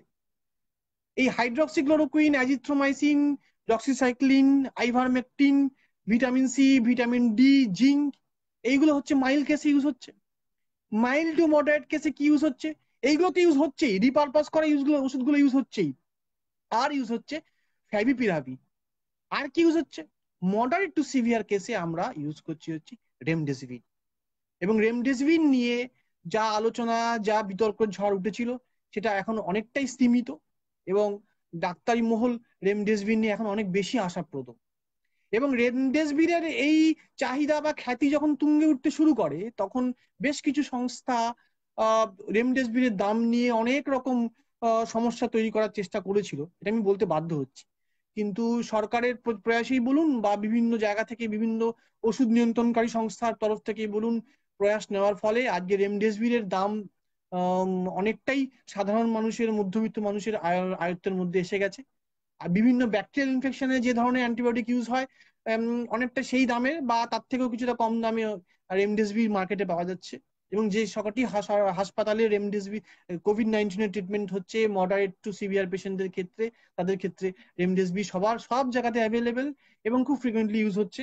এবং সবাই এখনো পর্যন্ত রেমডেসিভির নিয়ে মোরাললেস হ্যাপি, বা তারা বলতে পারে তারা আরো রেমডেসিভির নিয়ে এগিয়ে যেতে চায়। তো এইটা গেল অ্যান্টিভাইরাল ড্রাগ। এবার সেই ঝড় থামানোর ওষুধগুলো নিয়ে আলোচনা করি একটুখানি। সেই ম্যাজিক ড্রাগ, সেই ওয়ান্ডার ড্রাগ, স্টেরয়েড। স্টেরয়েডটা ইউজ হচ্ছে বোথ মডারেট অ্যান্ড সিভিয়ার কেসে। এই স্টেরয়েডটা ট্যাবলেট ফর্মে ইউজ হচ্ছে, এই স্টেরয়েডটা ইনজেক্টেবল ফর্মে ইউজ হচ্ছে। সিভিয়ার কেসে যখন যে পেশেন্টগুলো হাসপাতালে ভর্তি হচ্ছে, তাদের ইনজেক্টেবল মানে ইনজেকশনের মধ্যে দিয়ে দেওয়া হচ্ছে। যাদের অল্প সমস্যা রয়েছে তাদের ক্ষেত্রে ওষুধটা ট্যাবলেট ফর্মই দেওয়া হচ্ছে। এখন ওষুধটা সত্যি খুব ভালো ফল পাওয়া গেছে। বহু রোগীর ক্ষেত্রে দেখা গেছে যে 2-3 দিনের মধ্যে জ্বর কমে যাচ্ছে, শ্বাসকষ্ট কমে যাচ্ছে, তারা খুব ভালোভাবে জিনিসটা মানে রোগ থেকে সেরে উঠতে পারছেন।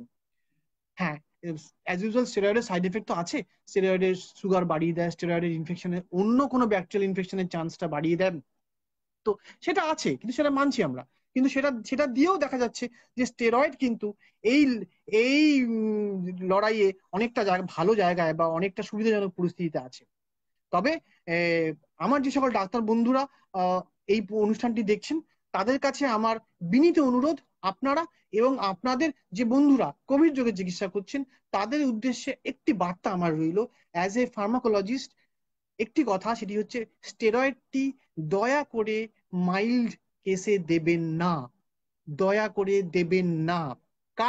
কারণ একটাই, এইমস, পিজিআই চণ্ডীগড় থেকে শুরু করে সমস্ত অ্যাপেক্স ইনস্টিটিউশন অফ ইন্ডিয়া এরা পরিষ্কার বলে দিয়েছে যে মাইল্ড কেসে, অল্প সমস্যাজনিত কেসে স্টেরয়েড প্রয়োগ করে দেখা গেছে তার ক্ষতিকারক দিকটা অনেক বেশি হচ্ছে।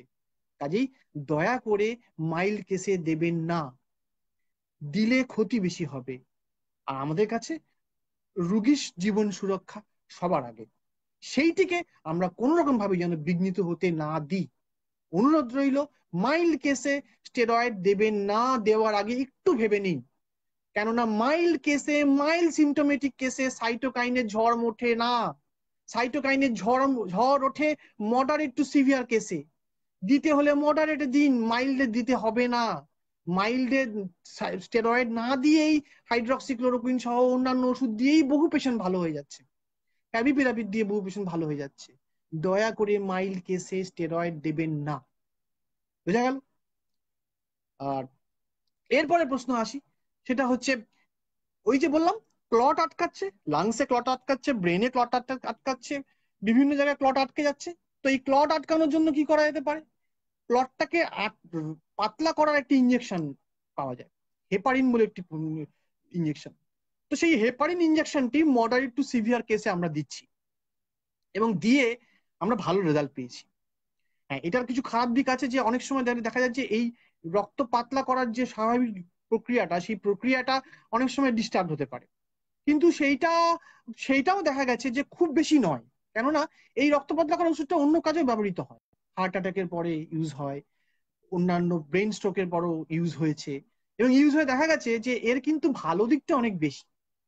আজকে অটোপসি করে আমরা জানতে পেরেছিলাম যে এই ক্লট কত ভয়ানক, এবং জানতে পেরেছিলাম বলেই এই ক্লট আটকানোর জন্য আমরা কিন্তু আগে থেকে এখন এই ওষুধগুলো দিচ্ছি।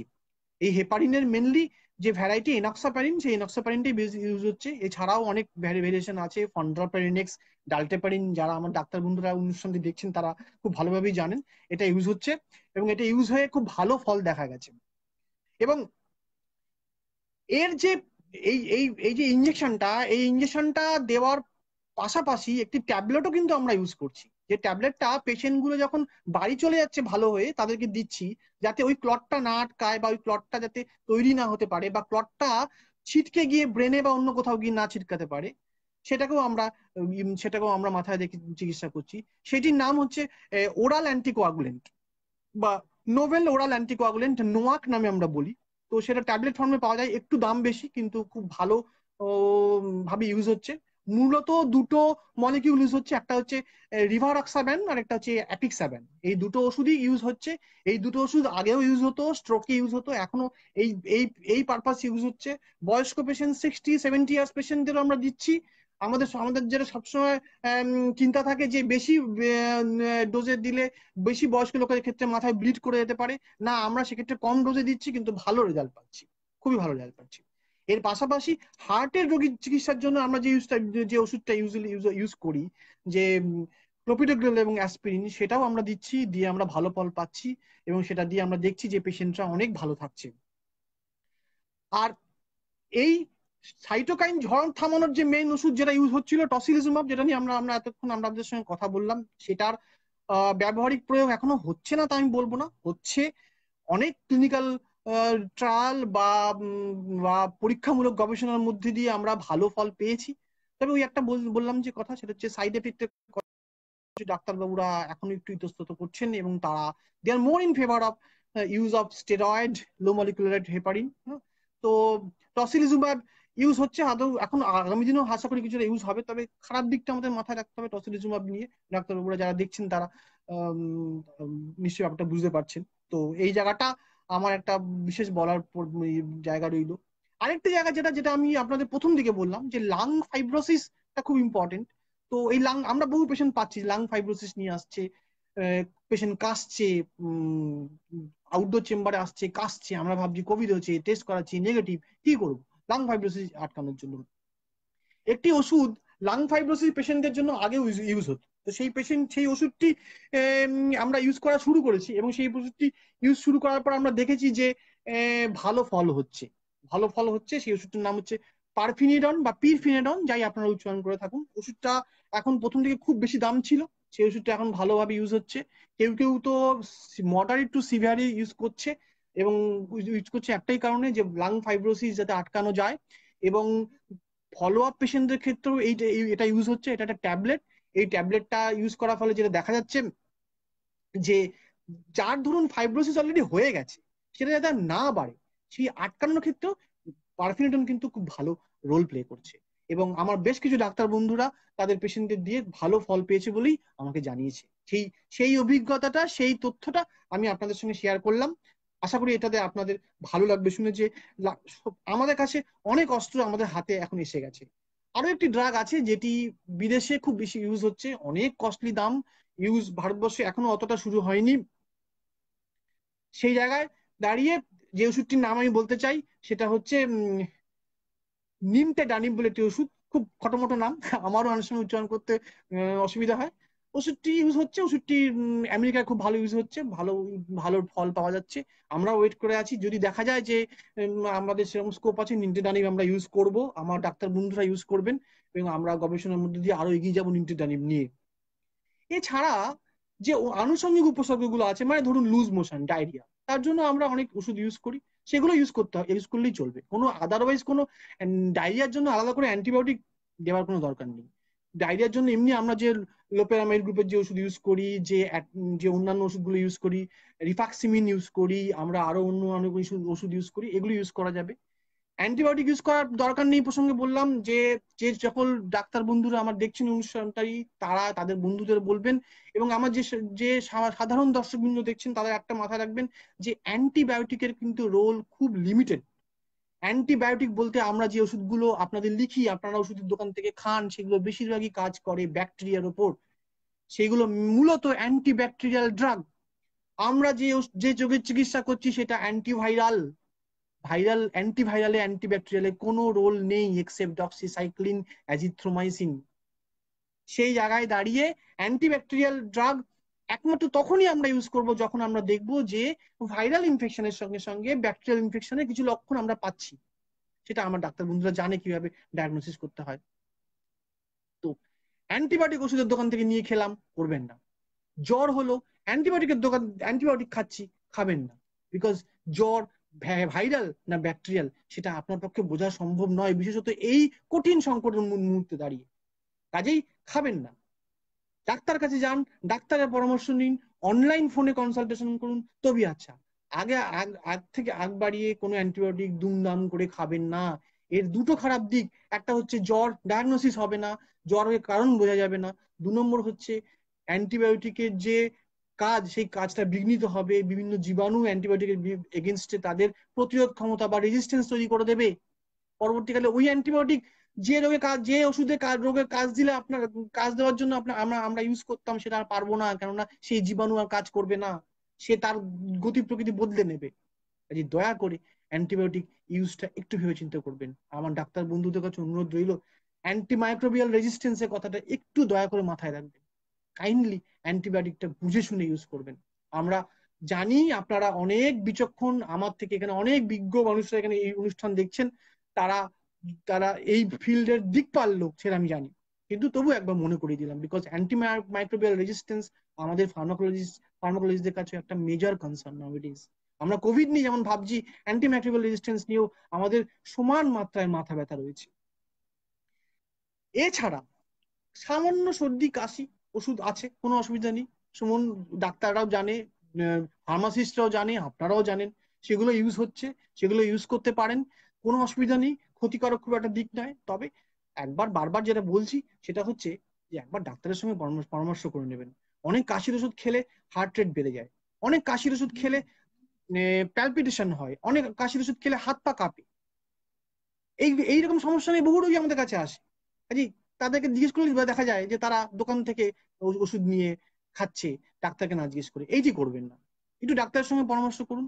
আর সেই ফার্মাসিস্ট বন্ধু যদি কেউ দেখে থাকেন, বা তাদের কোনো বন্ধু বান্ধব যদি দেখে থাকেন, তাদের উদ্দেশ্যে এই বার্তাটা আমি পৌঁছে দিতে চাই যে ওই ওষুধগুলো যাতে হাত পা কাঁপে, প্যালপিটেশন হয়, বুক ধরফর করে, এই কাশির ওষুধগুলো বন্ধ করাটা একটু কমান, একটু কমান।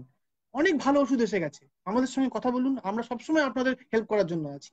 অনেক ভালো কাশির ওষুধ এসে গেছে যেখানে এই হাত পা কাঁপা, বুক ধরফর করা এগুলো হবে না। সেই ওষুধগুলো দিন রুগীদের, রুগীরাও সেই ওষুধগুলো খান, ডাক্তার বন্ধু তো দেবেনই, আপনাদের অসুবিধা হবে না। অনেক ওষুধ আছে যেগুলো খেলে নাক দিয়ে জল পড়া, কাশি কমে যাবে, কিন্তু এই নাক দিয়ে জল পড়া সিক্রেশনটা ড্রাই হয়ে গেলে বুকের মধ্যে স্প্যাজম সাই সাই বেড়ে যায়, সেগুলো ইউজ না করাই ভালো।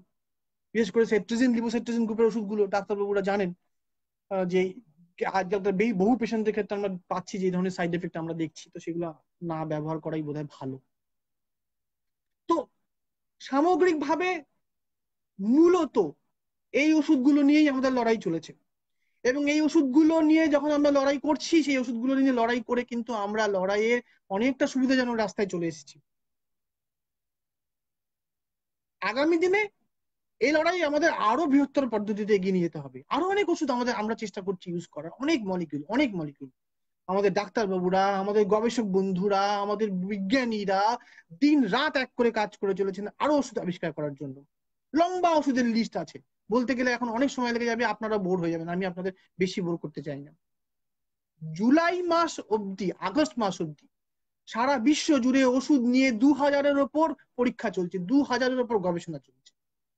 এবং এই গবেষণাতে লাখ লাখ মানুষ, সাধারণ মানুষ, অসুস্থ মানুষ, ডাক্তার, স্বাস্থ্যকর্মী, বিজ্ঞানী, গবেষক সবাই লেগে রয়েছে।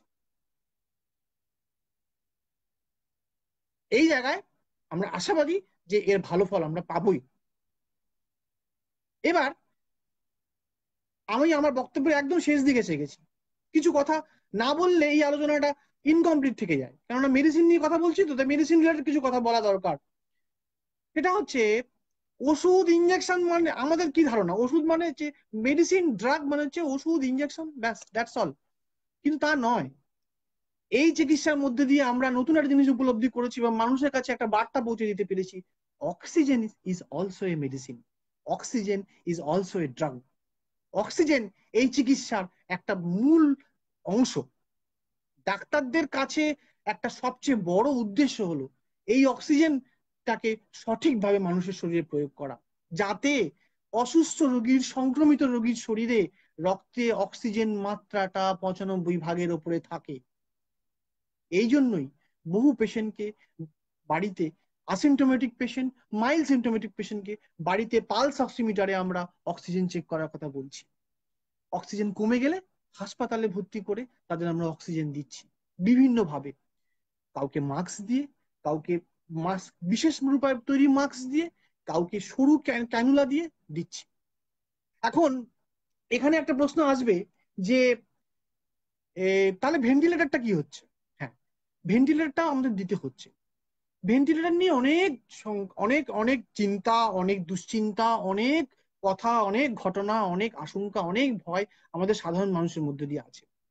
কিন্তু ডাক্তারি সমাজের পক্ষ থেকে আমি একটাই কথা বলতে চাই, আমরাও কিন্তু কাউকে চট করে ভেন্টিলেটর দিতে চাই না।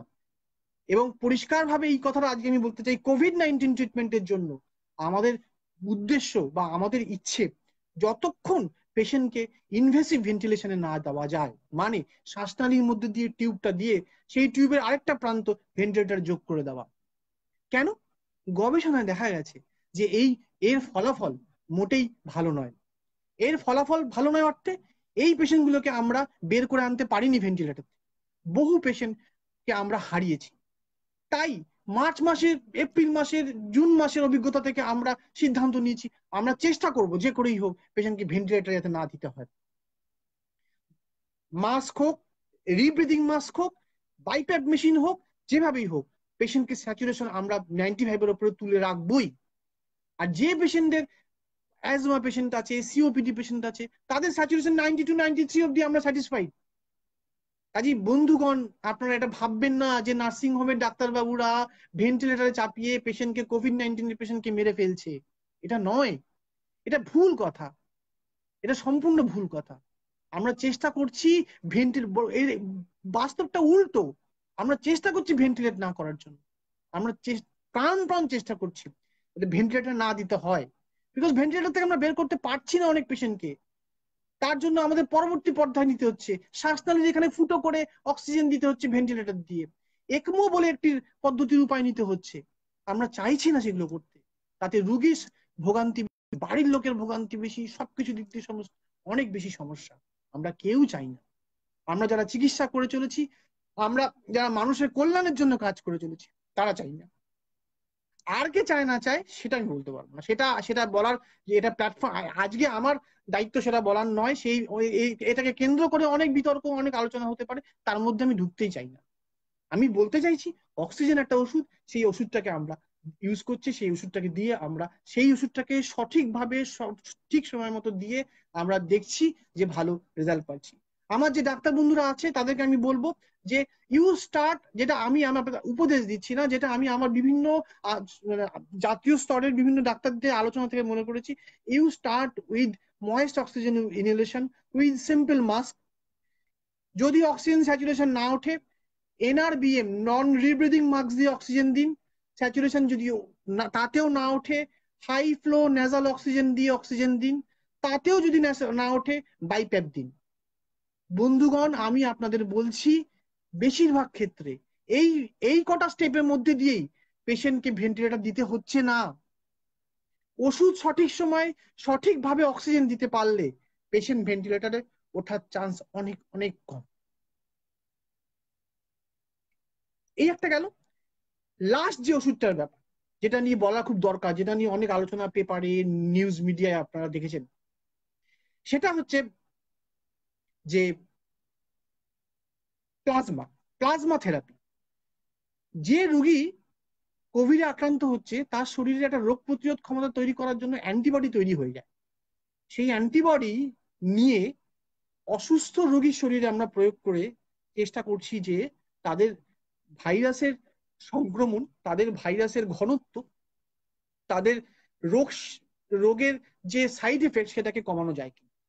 তো সেইখানে আমরা দেখেছি যে গবেষণা চলছে, শুরু হয়েছে, এখনো বিভিন্ন মেডিকেল ইনস্টিটিউশনে সেই চিকিৎসা চলছে। এখনো পর্যন্ত কিন্তু পজিটিভ রেজাল্ট আমরা খুব একটা পাইনি। সেই জন্য প্লাজমা কনভালেসেন্ট থেরাপি নিয়ে অনেক কিছু বলার বা আশাপ্রদ কিছু বলার মতো সময় আমি মনে করি না এখনো এসেছে। কাজেই যে ওষুধগুলো আমরা বললাম, মাইল্ড কেসে, মডারেট কেসে, সিভিয়ার কেসে, রিপারপাস ড্রাগ, অ্যান্টিভাইরাল ওষুধ, সাইটোকাইন ঝড় থামানোর ওষুধ, সঠিক সময় অক্সিজেন, এটাতেই কিন্তু বহু পেশেন্ট ভালো হয়ে বাড়ি ফিরছে।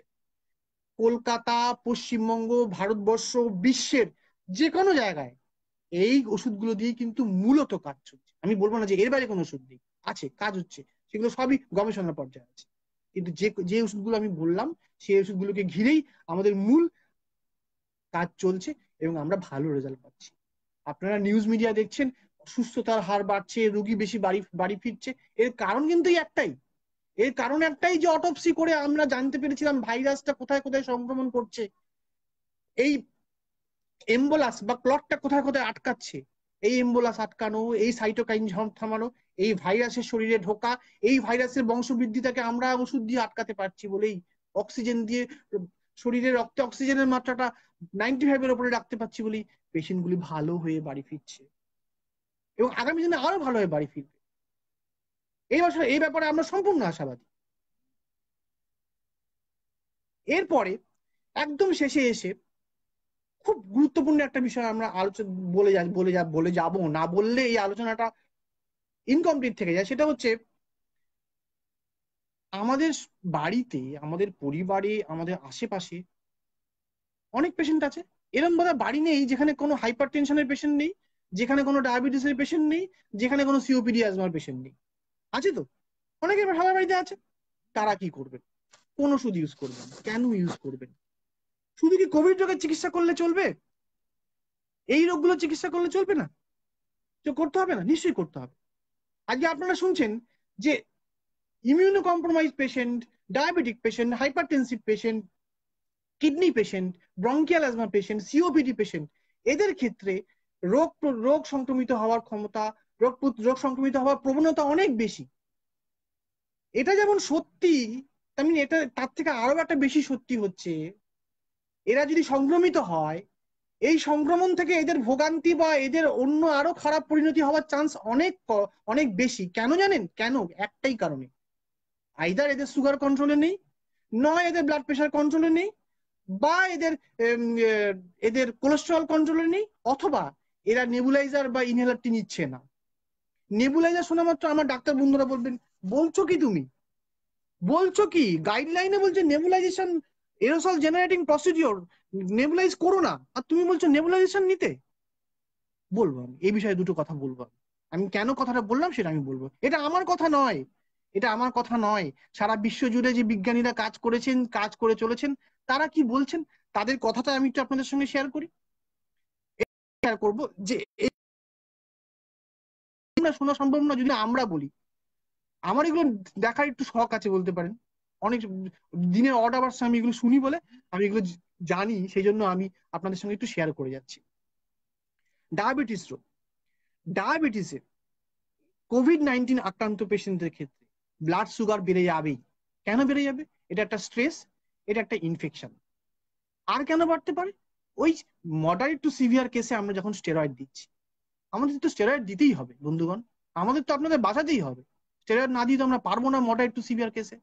কিন্তু আমাদের সুগারটাও কন্ট্রোলে রাখতে হবে। কাজে এই সিচুয়েশনে আমাদের সুগার বাড়তে পারে। আরেকটা বিষয় আছে যেখানে কিছু কিছু কেসে আমি দেখেছি সুগার ফল করে। কিছু কিছু রিপোর্ট আমাদের কাছে এসে পৌঁছেছে যে হাইড্রোক্সিক্লোরোকুইন ইউজ করার পরে সুগারটা কমে গেছে।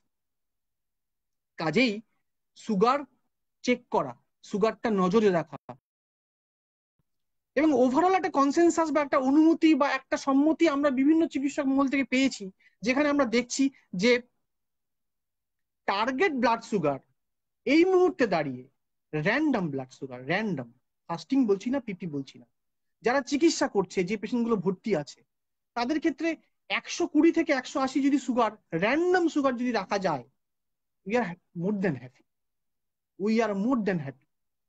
এবং যারা বাড়িতে থাকছেন তারা তাদের রেগুলার যে ফাস্টিং সুগার, পিপি সুগার, আপনারা ডাক্তারবাবুরা যে জায়গাটা, যে মাত্রা ধরে রেখেছেন সেটা মেনটেন করার চেষ্টা করুন। যারা হাইপার টেনশনের ওষুধ খাচ্ছেন তারা প্রেশারের ওষুধটা ঠিক করে খাওয়ার চেষ্টা করুন। প্রেশার যদি কন্ট্রোলে না থাকে, সুগার যদি কন্ট্রোলে না থাকে, কোলেস্টেরল যদি কন্ট্রোলে না থাকে, তাহলে আপনারা সংক্রমিত হলে আপনারা বেশি ভুগবেন, আপনাদের সমস্যা বেশি হবে। ওই ভেন্টিলেশন থেকে শুরু করে ওইসব দুঃস্বপ্নের দিনগুলোর সঙ্গে দেখা হয়ে যেতে পারে। যদি বলছি, অনেক patient diabetes, cholesterol, hyper tension নিয়েও সুস্থ হয়ে বাড়ি ফিরে আসছে। এই যে 78%, 80% ব্লাড প্রেশার, ব্লাড সুগার, এই যে 78%, 80% রুগী সুস্থ হয়ে বাড়ি ফিরছে, বলুন তো বন্ধুগণ, এদের কারো সুগার নেই, এদের কারো হাইপার টেনশন নেই, এদের কারো কোলেস্টেরল নেই, কিন্তু এরা কেন ফিরে আসছে, এরা কেন সুস্থ হয়ে যাচ্ছে? অনেক ডায়াবেটিস, অনেক হাইপার টেনশনের পেশেন্ট ভালো এমনিই হয়ে যাচ্ছে বাড়িতে। কেন? অল্প কিছু ওষুধ দিয়ে, অল্প কিছু ওষুধ দিয়ে। কেন জানেন? তাদের সুগারটা কন্ট্রোলে আছে, তাদের প্রেশারটা কন্ট্রোলে আছে, তাদের তাদের কোলেস্টেরল কন্ট্রোল আছে। দয়া করে নিজেদের সুগারটা কন্ট্রোলে রাখার জন্য ডাক্তারবাবুর সঙ্গে যোগাযোগে থাকুন, ওষুধ খান, নিয়মিত ভাবে সুগারটা চেক করুন। এর পাশাপাশি যারা প্রেশারের ওষুধ খাচ্ছেন, আমার ডাক্তার বন্ধুরা জানেন, আপনারাও জানেন, এখন তো ফেসবুক, হোয়াটসঅ্যাপ এবং অন্যান্য সোশ্যাল মিডিয়ার দুলতে, বিভিন্ন সংবাদপত্রের দুলতে আপনারা জানেন ব্লাড প্রেশারের একটি ওষুধ নিয়ে খুব আলোড়ন উঠেছিল। আপনারা অনেকেই জানেন, খান টেলমিসার্টান গ্রুপের, অলমিসার্টান গ্রুপের ওষুধ, টেলমা, টেলিস্টার, টেলিস্টা, টেলভাস, আর কত বলবো বলুন, টেলপ্রেস, টেলসার্টান, অনেক নাম। খান তো অনেকেই, খান প্রেশারের ওষুধ। অনেকে খান কার্ডিভাস, অনেকে খান কার্ডেস, কার্ডিভাস না সরি, কার্ডেস, র্যামিস্টার, র্যামকর, ওলমিজেস্ট, এই ওষুধগুলো খান তো। বিজ্ঞানীরা মার্চ মাসের দিকে এই ওষুধগুলি গবেষণা নিয়ে যখন কাজ করছিল, তখন বলেছিলেন যে এই ওষুধটা করোনা ভাইরাসের সংক্রমণটা বাড়িয়ে দিচ্ছে, করোনা ভাইরাসের শরীরে প্রবেশটাকে বাড়িয়ে দিচ্ছে। তো এই ভয়াবহ একটা বিবৃতি যখন প্রাথমিকভাবে আমাদের কাছে এসে পৌঁছলো, আমরা কিন্তু আরো সতর্ক হয়ে গেলাম। এবং সেই মুহূর্তে বেশ কিছু রুগী ক্ষেত্রে বিভিন্ন ডাক্তারবাবুরা বিভিন্ন জায়গায়, আমি শুধু বলবো না যে কলকাতা বা ভারতবর্ষ, সারা পৃথিবী জুড়ে এই ওষুধের ব্যবহারের ক্ষেত্রে কিন্তু অনেক সতর্কীকরণ জারি করা হয়েছিল। অনেকে ওষুধ খাওয়া বন্ধ করে দিয়েছিলেন, অনেক ডাক্তারবাবু লেখাও বন্ধ করে দিয়েছিলেন। কিন্তু বন্ধুগণ, আমি আপনাদেরকে একদম স্পষ্টভাবে বলতে চাই, American heart association, European science কংগ্রেসে রিসেন্ট যে কনফারেন্স হয়েছে, যে গবেষণা হয়েছে, সমস্ত আন্তর্জাতিক জাতীয় সংস্থা যারা হৃদরোগের চিকিৎসা, হাইপার টেনশনের চিকিৎসার নিয়মাবলী, নির্দেশাবলী তৈরি করে, তারা পরিষ্কার করে বলে দিয়েছে এই ওষুধে কোনোভাবে কোভিড-19 সংক্রমণ বাড়বে না। অর্থাৎ নিশ্চিন্তে আপনারা খান, টেলমিসার্টান খান, ওলমিজেস্ট খান, কিচ্ছু অসুবিধা হবে না, কোনো রকম ভাবেই আপনাদের কোনো প্রবলেম হবে না। এটা বিজ্ঞানীদের রেকমেন্ডেশন, এটা ডাক্তার বন্ধুদের রেকমেন্ডেশন, এটা চিকিৎসক গবেষকদের রেকমেন্ডেশন। এই ওষুধ খেলে কোনো প্রবলেম হবে না। আর যারা আজ ওষুধ খাচ্ছি, কাল ভুলে যাচ্ছি, পরশু ওষুধ খাচ্ছি, তার দুদিন পরে ভুলে যাচ্ছি, প্রেশারটা দেখাতে ভুলে যাচ্ছি, মাথা ঘোরাচ্ছে, তাও বাড়িতে বসে আছি, ডাক্তার দেখাচ্ছি না, দয়া করে ব্লাড প্রেশারটা চেক করুন। কেননা আপনার ব্লাড প্রেশার চেক না থাকলে আপনার হার্ট অ্যাটাক হতে পারে, আপনার ব্রেন স্ট্রোক হতে পারে। সেই হার্ট অ্যাটাক বা সেই ব্রেন স্ট্রোকের রসদ বা ইন্ধন যোগাতে পারে এই কোভিড-19টি, যে ক্লট তৈরি করে দেবে। দয়া করে ওষুধগুলো নিয়মিত ভাবে খান, নিয়মিত ডাক্তারের সঙ্গে যোগাযোগে থাকুন। এর পাশাপাশি যেটা নিয়ে আলোচনা শেষ পর্যায়ে এসে আমি যেটা বলবো, আরেকটি কথা বলে দিই, সেটা হচ্ছে যারা বিভিন্ন ক্যান্সারের চিকিৎসার জন্য চিকিৎসা করছেন তারা তাদের, এবং বিভিন্ন তাদের আশেপাশে যারা পরিজনরা ক্যান্সার ওষুধ খাচ্ছেন, তারা নিয়মিত ডাক্তারদের সঙ্গে যোগাযোগে থাকবেন। তারা যে ওষুধগুলো খাচ্ছেন কেস টু কেস বেসিসে কিন্তু ওষুধের ডোজ চেঞ্জ বা ওষুধের অন্যান্য বিষয়গুলো অ্যাডজাস্টমেন্ট করার দরকার হয়, সেগুলো আপনারা সংশ্লিষ্ট ডাক্তারবাবুর সঙ্গে কথা বলে খাবেন। এবার একটা বিতর্কিত বিষয় বিষয় ওষুধের ব্যাপারে যেটা আমি বলছিলাম, যে নেবুলাইজেশন কাকে করব, নেবুলাইজেশন কাকে করব না। একদম সত্যি কথা, কোভিড-19 আক্রান্ত পেশেন্টদের ক্ষেত্রে নেবুলাইজেশন করা ঠিক নয়। এটা এটা ভুল কাজ। কেন? ওটাতে যে এরোসল জেনারেট হয়, সেই এরোসল অন্যান্য অন্যান্য রুগী বা অন্যান্য যারা স্বাস্থ্যকর্মী তাদের শরীরে কিন্তু ঢুকে যেতে পারে। তাহলে প্রশ্ন হচ্ছে, তাহলে আমরা কি করব? তাহলে আমরা ইনহেলার নেব? হ্যাঁ, ইনহেলার নেব, কিন্তু এখানে সমস্যা আছে। সমস্যা কোথায়?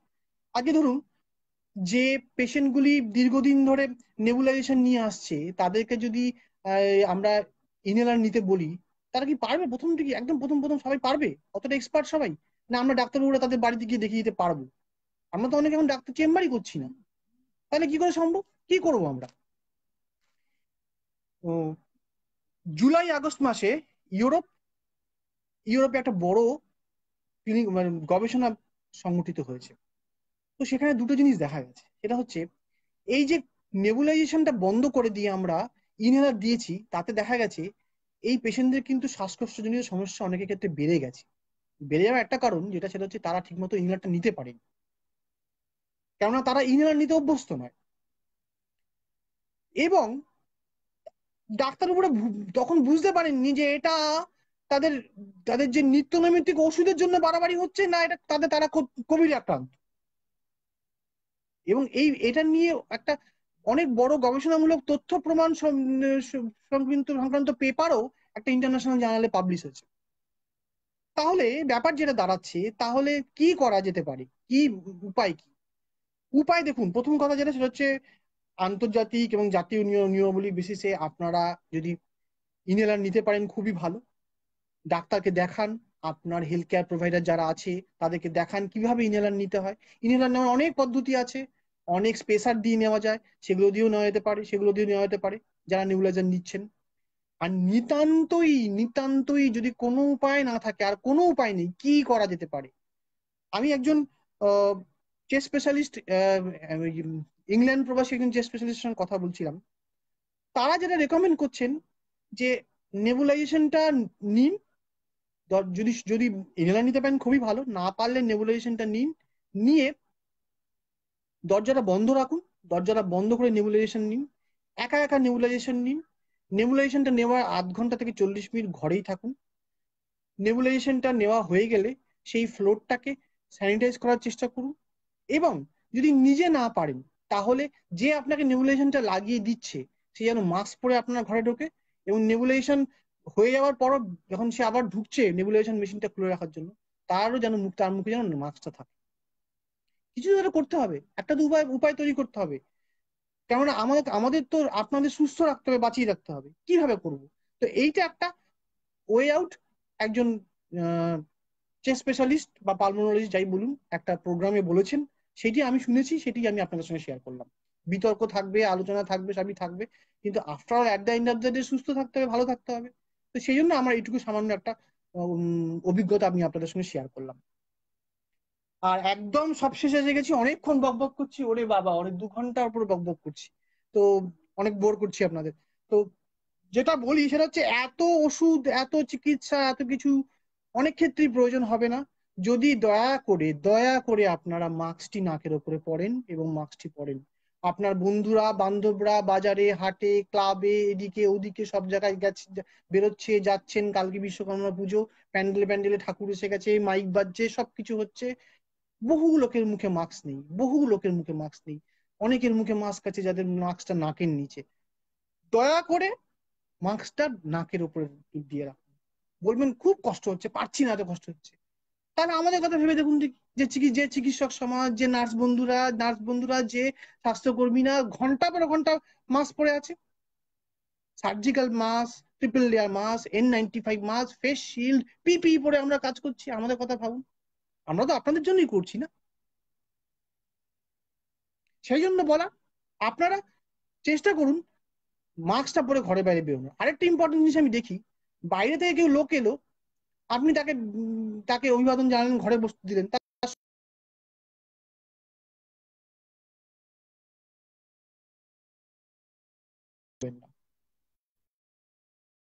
বারবার হাত স্যানিটাইজ করুন, ঘন্টায় ঘন্টায়। আমি বলবো না, অনেক অনেক অসুবিধা থাকে। উদ্দেশ্য একটাই, হাতটা যাতে মুখে না গেলেও অসুবিধা, হাতটা যাতে হাতে যাতে ভাইরাস গুলো না থাকে, সেই হাতটা ভুলক্রমে যদি মুখে বা চোখে নাকে চলে যায়, ভাইরাসটা যাতে না যায়, এটাই মূল মূল কথা। আর প্যানিক করার কিছু নেই। মার্চ মাস, এপ্রিল মাসের পরিস্থিতি আর সেপ্টেম্বর মাসের পরিস্থিতির মধ্যে অনেক ফারাক। আমরা অনেক ওষুধ প্রয়োগ করছি, আরো ওষুধ প্রয়োগ করব। এই ওষুধগুলো নিয়ে আমরা ভালো ফল পাচ্ছি, আরো ভালো ফল পাবো বলেই আমরা আশা করছি। কাজেই করোনা হয়ে গেছে মানে, কোভিড হয়ে গেছে মানে আমার জীবন শেষ, আমার পরিবার শেষ, এটা ভাবার কোনো কারণ নেই। মেজরিটি লোক বাড়িতে অল্প চিকিৎসায়, বেশ কিছু লোক হাসপাতালে অল্প চিকিৎসায় ভালো হয়ে বাড়ি ফিরছে, তারা কনফিডেন্টলি জীবনযাপন করছে। আমার এই বন্ধু বান্ধব তাদের কারোর যদি হয়ে থাকে, তাদের কারোর যদি হয়ে থাকে, তাদের কাছে আমার অনুরোধ রইল, তারা আপামর জনসাধারণের কাছে আপনাদের জিনিসটা শেয়ার করুন, যে এটা এমন কিছু বড় রোগ নয়, এটা এমন কিছু দুরারোগ্য ব্যাধি নয় যেটা থেকে মানুষ সুস্থ হতে পারে পারে না, বা তাদের জীবন শেষ। যে কোনো রকম গুজবের বিরুদ্ধে লড়াই করুন। আরেকটা ইম্পর্টেন্ট কথা বলছি, এটা হয়ে গেল, সেটা হয়ে গেল, অমুক অমুক জায়গায় প্রকাশিত হয়েছে, অমুক জায়গায় প্রকাশিত, তমুক জায়গায় প্রকাশিত হয়েছে, এগুলো চট করে বিশ্বাস করে নেবেন না। যে কোনো গবেষণার ফলাফল সরকারি সংস্থার ওয়েবসাইটে বা তাদের পত্র পত্রিকায় প্রকাশ হয়, এবং সেই সব পত্রপত্রিকা, যেসব পত্রপত্রিকাগুলো ন্যাশনাল এবং ইন্টারন্যাশনাল লেভেলে অ্যাকসেপ্টেড বডি দ্বারা স্বীকৃত। যে কোনো জার্নালে যে কোনো লেখা, যে কোনো কিছু পাবলিশ হয়ে গেল, সেটা মিডিয়া এসে গেল, সেটা আপনারা শুনলেন, প্যানিক করলেন, অমুক তমুক হ্যান ত্যান এসেট্রা এসেট্রা, এইসব গুজবের মধ্যে যাবেন না। আমরা তো কাজ করছি, আমরা তো আছি তো, আমরা তো এখনো সরে যাইনি। কাজেই ভয় বা আতঙ্কিত হওয়ার কোনো কারণ নেই। আর যেটা ইম্পর্টেন্ট কথা, সেটা হচ্ছে, যদি আশেপাশে কাউকে দেখেন যে আশেপাশে কারোর কোভিড হয়েছে বা করোনা হয়েছে, তাকে একদম অচ্ছুত করে দেবেন, এগুলো করার কোনো দরকার নেই। কেননা এটা এমন কিছু অস্পৃশ্য রোগ নয় যেটার জন্য আপনাকে এইরকম কঠিন পরিস্থিতির সম্মুখীন হতে হবে। বিশেষত যারা স্বাস্থ্যকর্মী, তাদের পাশে থাকুন, তাদেরকে কথা বলবো না, তাদের বাড়ি থেকে বের করে দেবো, তাদের বাড়িতে থাকতে দেবো না, এই জিনিসগুলো করবেন না। কেননা তারা আপনাদের জন্যই লড়ছে, দিন রাত এক করে পরিবার ছেড়ে আপনাদের জন্যই লড়ছে। তাদের পাশে থাকুন, যেন তারা আপনাদের জন্য লড়ে যেতে পারে। এটাই আমার শেষ আবেদন রইল। ডাক্তারি সমাজ, চিকিৎসক সমাজ, স্বাস্থ্যকর্মী সমাজ, ফেডারেশন অফ ইউনাইটেড ডক্টরস এর প্ল্যাটফর্মের সমস্ত চিকিৎসক বন্ধুগণের তরফ থেকে আমরা আবার বলতে চাই, আমরা আপনাদের পাশে ছিলাম, আছি, থাকবো। করোনার আগেও ছিলাম, করোনার সময়ও আছি, করোনার পরেও থাকবো। ওষুধপত্র ব্যবহার প্রণালী, কি খাবো না খাবো, কি করব না করব, সেই নিয়ে কোনো রকম সমস্যা, কোনো রকম সন্দিগ্ধ মন কিছু থাকলে আমাদের জানান, সরাসরি আমাদের প্রশ্ন করুন, সরাসরি আমাদের ফোন করুন। আমরা আপনাদের সন্দিগ্ধ মন, আপনাদের সন্দেহজনক মন, সবকিছু উত্তর দেওয়ার জন্য সবসময় প্রস্তুত। কেননা আপনাদের জন্যই তো আমাদের প্রফেশন, আপনাদের জন্যই আমাদের সবকিছু। এইটুকুই আপাতত বলার, আর বিশেষ কিছু বলার নেই। আশা করি আমি মোটামুটি কোভিড ট্রিটমেন্টের ব্যাপারটা আপনাদের সামনে অত্যন্ত সহজ ভাষায়, যেটুকু আমার মনে হলো যতটা সহজ করা যায় সেটুকু তুলে ধরলাম। এবার আগামী 5 মিনিট বা 2-3 মিনিট আমি সময় দিচ্ছি, যদি কারোর কিছু কোয়ারি, কিছু জানার থাকে, তাহলে এই চ্যাট বক্স নিচে যেটা আছে ওখানে লিখে প্রশ্ন করতে পারেন। আমি আপনাদের প্রশ্নের উত্তর দেওয়ার চেষ্টা করব যেটুকু সম্ভব আমার জ্ঞান বিদ্যা বুদ্ধি আছে। আর থ্যাংক ইউ আমার বন্ধু বান্ধব যারা দেখেছেন। আমি দেখেছি প্রায় 20-25 জন, আমি তো এখানে লাইভই দেখতে পাচ্ছি, অনেকে কমেন্টস লিখেছেন, অনেকে স্টিল ওয়াচিং। সবাইকে আমার ধন্যবাদ যে এত 2 ঘন্টা ধরে আপনারা বসে বসে বোর হলেন। অনেক বোর করলাম, কিন্তু শুনছেন আপনারা, এটা দেখে ভাল লাগলো। কারো যদি কিছু প্রশ্ন থাকে, আমার ডাক্তার বন্ধুরা বা সাধারণ দর্শক বিন্দু আমার বন্ধুরা, তারা প্রশ্ন করতে পারেন, অন্য সময় প্রশ্ন করতে পারেন। যেহেতু লাইভ এসছি আমি, সেহেতু লাইভে এই প্রশ্নগুলোর উত্তর দিলে সাধারণ জনসমাজ যারা এরা পরে যারা দেখবে তাদের একটা সুবিধা হবে আর কি শুনতে। সেই জন্য আমি বলতে চাই যে আপনারা কোনো প্রশ্ন থাকলে করুন, আমি মিনিট দুয়েক ওয়েট করছি আপনাদের উত্তর দেওয়ার জন্য।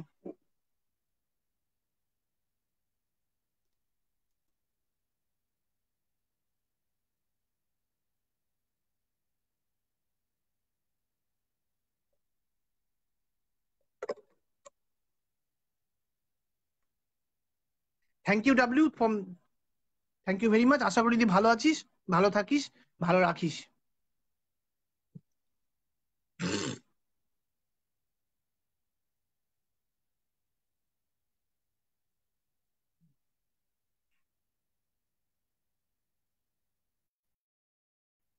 কারোর কোনো তাহলে সেরকম কিছু প্রশ্ন নেই মোটামুটি, তাহলে পুরোটাই আশা করি ক্লিয়ার করতে পারলাম, তাই তো? আর কোনো ভয় নেই তো কোভিড নিয়ে?